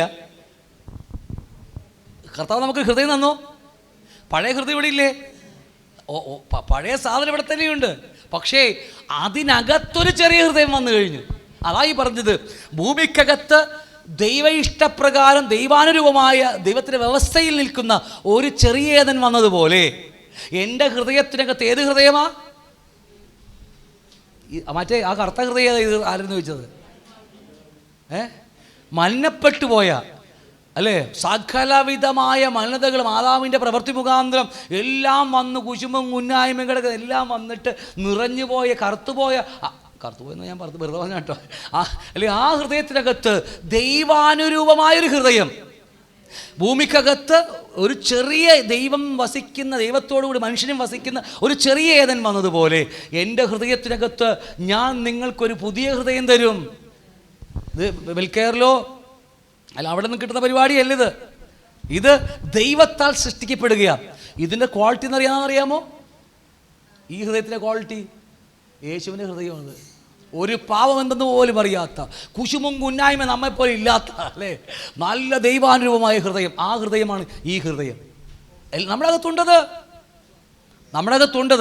അതിനെക്കുറിച്ചൊക്കെ വരും ദിവസങ്ങളിൽ ഞാൻ ദൈവരാജ്യത്തിനകത്ത് എങ്ങനെ ജനിക്കും, പുതിയ സൃഷ്ടിയെക്കുറിച്ച് പഠിക്കുമ്പോൾ നമ്മൾ ആഴമായി പഠിക്കും. ഞാൻ നിങ്ങൾക്കൊരു പുതിയ ഹൃദയം തരും, പുതിയൊരാത്മാവിനെ നിങ്ങളുടെ ഉള്ളിലാക്കി, അല്ലേ, നമുക്ക് അറിയാവുന്ന കാര്യമാണ്. കല്ലായ നിങ്ങളുടെ ഹൃദയം നീക്കി. എങ്ങനെ നീക്കുന്ന കല്ലായ ഹൃദയം? ഈ കറുത്ത ഹൃദയം എങ്ങനെ നീക്കുന്നത്? ഈ ഇരുട്ടുകിടന്ന ഹൃദയം എന്താ? ആത്മാവിനെ ഞാൻ നിങ്ങളുടെ ഉള്ളിലാക്കുമെന്ന് പറഞ്ഞാൽ ഞാൻ നിങ്ങൾക്ക് ആത്മാവിന് ജീവൻ നൽകും. പുതിയ ആത്മാവൊന്നുമല്ല, പഴയ ആത്മാവ് തന്നെയാണ്. നല്ല ജീവൻ നൽകും. എന്നിട്ട് അടുത്ത വാക്യം പറയുക, കല്ലായ ഹൃദയം. നാട്ടുകാരൊക്കെ പണ്ട് പറയാറില്ലേ, നിൻ്റെ ഹൃദയം കരികല്ലാടാന്നൊക്കെ പറയാറുണ്ട്, ഞാനും കേട്ടിട്ടുണ്ട് ഒരുപാട്. ഓ, നിങ്ങൾക്ക് ചിരി വന്നില്ലല്ലേ. കല്ലായ ഹൃദയം ഞാൻ നിങ്ങളുടെ ജഡത്തിൽ നിന്ന് നീക്കി മാംസളമായ ഹൃദയം നിങ്ങൾക്ക് തരും. നോക്കിയേ, ഈ കല്ലായ ഹൃദയം ഏതാ? പഴയ ഹൃദയം. എല്ലാ കാവട്യവും കപടതയൊക്കെയുള്ള ഒരു എന്താ പറയുക മനസ്സലിവില്ലാത്ത ഒരാൾ താഴെ കിടന്ന് നോക്കിയിട്ട് പോയി കളയില്ലേ. പണ്ട് ആൾക്കാർ ഒരു എന്താ പറയുക, ഒരു പുള്ളിക്കാരൻ നമ്മുടെ മത്തായിലൊക്കെ പറയുന്നില്ലേ, ശമനക്കാരൻ സ്ത്രീ ശമനയെക്കുറിച്ച് പറയുമ്പോൾ കിടക്കുക, ഒരു ലേവ വന്നു, അത് ഈ വഴി പോയി കളഞ്ഞു അല്ലേ, മറ്റവൻ ആ വഴി പോയി കളഞ്ഞു. നോക്കാതെ പോകുന്ന കരിങ്കല്ലായിരിക്കുന്ന മനസ്സ്, എന്താ പറയുക, കരുണ ദയ മനസ്സറിവില്ലാത്ത ആ ഹൃദയം, കരിങ്കല്ലായ ഹൃദയം. എങ്ങനെയാണ് അത് നീക്കിക്കളയുന്നത്? ഇവിടെ എന്താ പറയുക, കല്ലായ ഹൃദയം ഞാൻ നിങ്ങളുടെ ജഡത്തിൽ നീക്കി മാംസമായ ഹൃദയം നിങ്ങൾക്ക് തരും. എങ്ങനെയാ ആ കല്ലായ ഹൃദയം മാറ്റുന്നത്? വല്ല ആഗ്രഹമുണ്ടോ കല്ലായ ഹൃദയം മാറ്റാനായിട്ട്? ആഗ്രഹം ഉണ്ടെങ്കിൽ മാത്രം. എങ്ങനെയാണ് മാറ്റുന്നത്? ഈ പുതിയ ഹൃദയം വികസിക്കണം, അത്രയേ ഉള്ളൂ. കാറ്റടിച്ചാൽ വികസിക്കാൻ പറ്റത്തില്ല. എങ്ങനെയാ? ഇവിടെ പറയുന്നു, ഞാൻ എൻ്റെ ആത്മാവിനെ, പരിശുദ്ധാത്മാവിനെ നിങ്ങളുടെ ഉള്ളിലാക്കി എൻ്റെ ചട്ടങ്ങളിലും പ്രമാണങ്ങളും നിങ്ങൾ നടക്കുമാറാക്കി നിങ്ങളെ ദൈവാനുരൂപരാക്കി മാറ്റി. ആ ഹൃദയത്തെ, നിങ്ങളുടെ അകത്ത് വന്ന പുതിയ ഹൃദയത്തെ, ദൈവാനുരൂപമായ ഹൃദയത്തെ അല്ലേ, എഫേസ്യർ 4:23 പറയുക, എന്താ പറയുക, ഇങ്ങനെ നീതിയിലും വിശുദ്ധിയിലും ദൈവാനുരൂപമായി സൃഷ്ടിക്കപ്പെട്ട പുതിയത്. ആ പുതിയ ഹൃദയം അത് വളർന്ന് വരുമ്പോൾ ഉണ്ടല്ലോ, പഴയത് തനിയേ പോകുകയാണ്. ഇവിടെ ഉപവാസവും ഇല്ല, ഒരു മൽപ്പിടുത്തവും ഇല്ല, ഒന്നുമില്ല. ഈ അകത്ത് യഥാർത്ഥമായ സത്യം അറിഞ്ഞ് നമ്മുടെ അകത്ത് വന്ന പുതിയ സൃഷ്ടിയെ നമ്മളെ വളർത്താൻ നോക്കുമ്പോൾ ഉണ്ടല്ലോ, ഈ പഴയ ഒന്നിനും പിടിച്ചേക്കാൻ കഴിയത്തില്ല, ഓടിപ്പോകും. വെളിച്ചം വരുന്നിടത്ത് എന്ത് സംഭവിക്കും? ഇരുൾ ഓടി മറിയുന്നത് പോലെ ഇവിടെയും അത് തന്നെ സംഭവിക്കും. പക്ഷേ ഇവിടുത്തെ വിഷയം, ഈ ഇരുട്ടിൻ്റെ കൂടെ മറ്റവനും കൂടിപ്പോയി തോന്നി ഇപ്പോൾ കണ്ടിട്ടില്ലേ? അതാണ് നമ്മുടെ പ്രശ്നം. അല്ലെങ്കിൽ ഈ വെളിച്ചത്തെക്കുറിച്ച് നമുക്ക് അറിയാൻ പാടില്ല, പുതിയ സൃഷ്ടിയെക്കുറിച്ച് നമുക്കറിയില്ല. നമുക്ക് ആകെ അറിയാവുന്ന മറ്റതിനെക്കുറിച്ച് മാത്രമേ ഉള്ളൂ. ഇതിനെക്കുറിച്ചാണ് അറിയുന്നത്. അതുകൊണ്ടാണ് അവൻ്റെ രാജ്യവും നീതിയും അവൻ്റെ ജനനവും, നമ്മുടെ അകത്ത് വീണ്ടും ജനിച്ച വീണ്ടും ജനനത്തെക്കുറിച്ച് നമ്മൾ അറിയണം. അതൊക്കെക്കുറിച്ച് നമ്മൾ വരുന്ന ദിവസം നമ്മൾ പഠിക്കാൻ പോകുന്നു. വീണ്ടും ജനനത്തെക്കുറിച്ച് നമ്മൾ അറിയണം. അതാണ് ദൈവാനുരൂപമായി സൃഷ്ടിക്കപ്പെട്ട പുതുമനുഷ്യൻ, ദൈവരാജ്യം അവകാശമാക്കുന്ന, സ്വർഗത്തിൽ പോകുന്ന, പിതാവിനെ കാണാൻ ആഗ്രഹിക്കുന്ന ആ പുതുമനുഷ്യൻ. ഇവനൊന്നും ആഗ്രഹമൊന്നുമില്ല. ഉണ്ടോ? ഇല്ല. 2 ദിവസം ഓണം, ഒരാഴ്ച മൊത്തം ഓണാഘോഷം നോക്കിയാൽ അപ്പം അറിയാം, പോയ വഴിയാവും പോയി കളയും വേണമെങ്കിൽ. അപ്പം അതുകൊണ്ട് ഈ ഏദൻ തോട്ടം പോലെ തന്നെ നോക്കി, ഈ ഭൂമിയിൽ നിന്ന് കിഴക്കൊരു ചെറിയ ഏദനുണ്ടാക്കി, എന്നിട്ട് പറഞ്ഞു അത് പെറ്റുപെരുകുന്നു, ഭൂമി മുഴുവനും നിറയാൻ പറഞ്ഞതുപോലെ തന്നെ എൻ്റെ ഹൃദയത്തിനകത്ത് ആ ചെറിയ ഏദൻ വന്നിട്ടുണ്ട്. ദൈവാനുരൂപമായ, ദൈവം വസിക്കുന്ന, ദൈവം വാഴുന്ന ആ ദൈവരാജ്യം, അങ്ങനെ വേണമെങ്കിൽ അങ്ങനെ ഇടാം അല്ലേ. അത് വന്നിട്ടുണ്ട്. എന്ത് ചെയ്യണമെന്ന് അറിയാമോ? ഇനി നീ അത് പെറ്റുപെരുകണം. ഏതാ പെറ്റുപെരുകേണ്ടത്? പുതിയതിൻ്റെ ആ ദൈവവചനം അനുസരിക്കുകയും പഠിക്കുകയും ആ വളർന്ന് ജൈവജ്ഞാനത്തിൽ വളരുമ്പോൾ ആ പതിയെ ആ വെളിച്ചം വരുമ്പോൾ നമ്മുടെ പഴയ ഹൃദയം ഓടിപ്പോകുകയാണ്. ഇല്ലെങ്കിലൊന്നും നമുക്കൊന്നും പുതിയ സൃഷ്ടിയായി നിൽക്കാൻ കഴിയത്തൊന്നുമില്ല. ഇത്രയൊക്കെ പറഞ്ഞ് മനസ്സിലായി. അപ്പം അതുകൊണ്ട് നമ്മുടെ ചോദ്യം എന്താ? ഇവിടുത്തെ ചോദ്യം എന്തായിരുന്നു? നമ്മുടെ എന്തുകൊണ്ടാണ് ദൈവം മനുഷ്യനെ ഭൂമിയിൽ നിന്ന് എടുത്തിട്ട് ഏദനിൽ ജീവിക്കാൻ വെച്ചത്? എന്തിനു വേണ്ടിയാ? ഏദൻ തോട്ടം വികസിക്കാൻ വേണ്ടിയാ. അല്ലാതെ നമ്മൾ ആദ്യം എന്ത് ചെയ്യുന്നറിയാമോ? ആ ഏദനിൽ നിന്ന് എടുത്തിയാടി പുറത്തേക്ക് ചാടിയിട്ട് അവിടെ വികസിച്ച മൊത്തം ഭൂമി മുഴുവനും ഇല്ലേ? വികസിക്കേണ്ടത് ഏതായിരുന്നു? ഏദനായിരുന്നു. ഏദനിപ്പോൾ എവിടെയാ? നമ്മളിപ്പോൾ ഏതിന് പുറത്തേ ആടിയിട്ട്.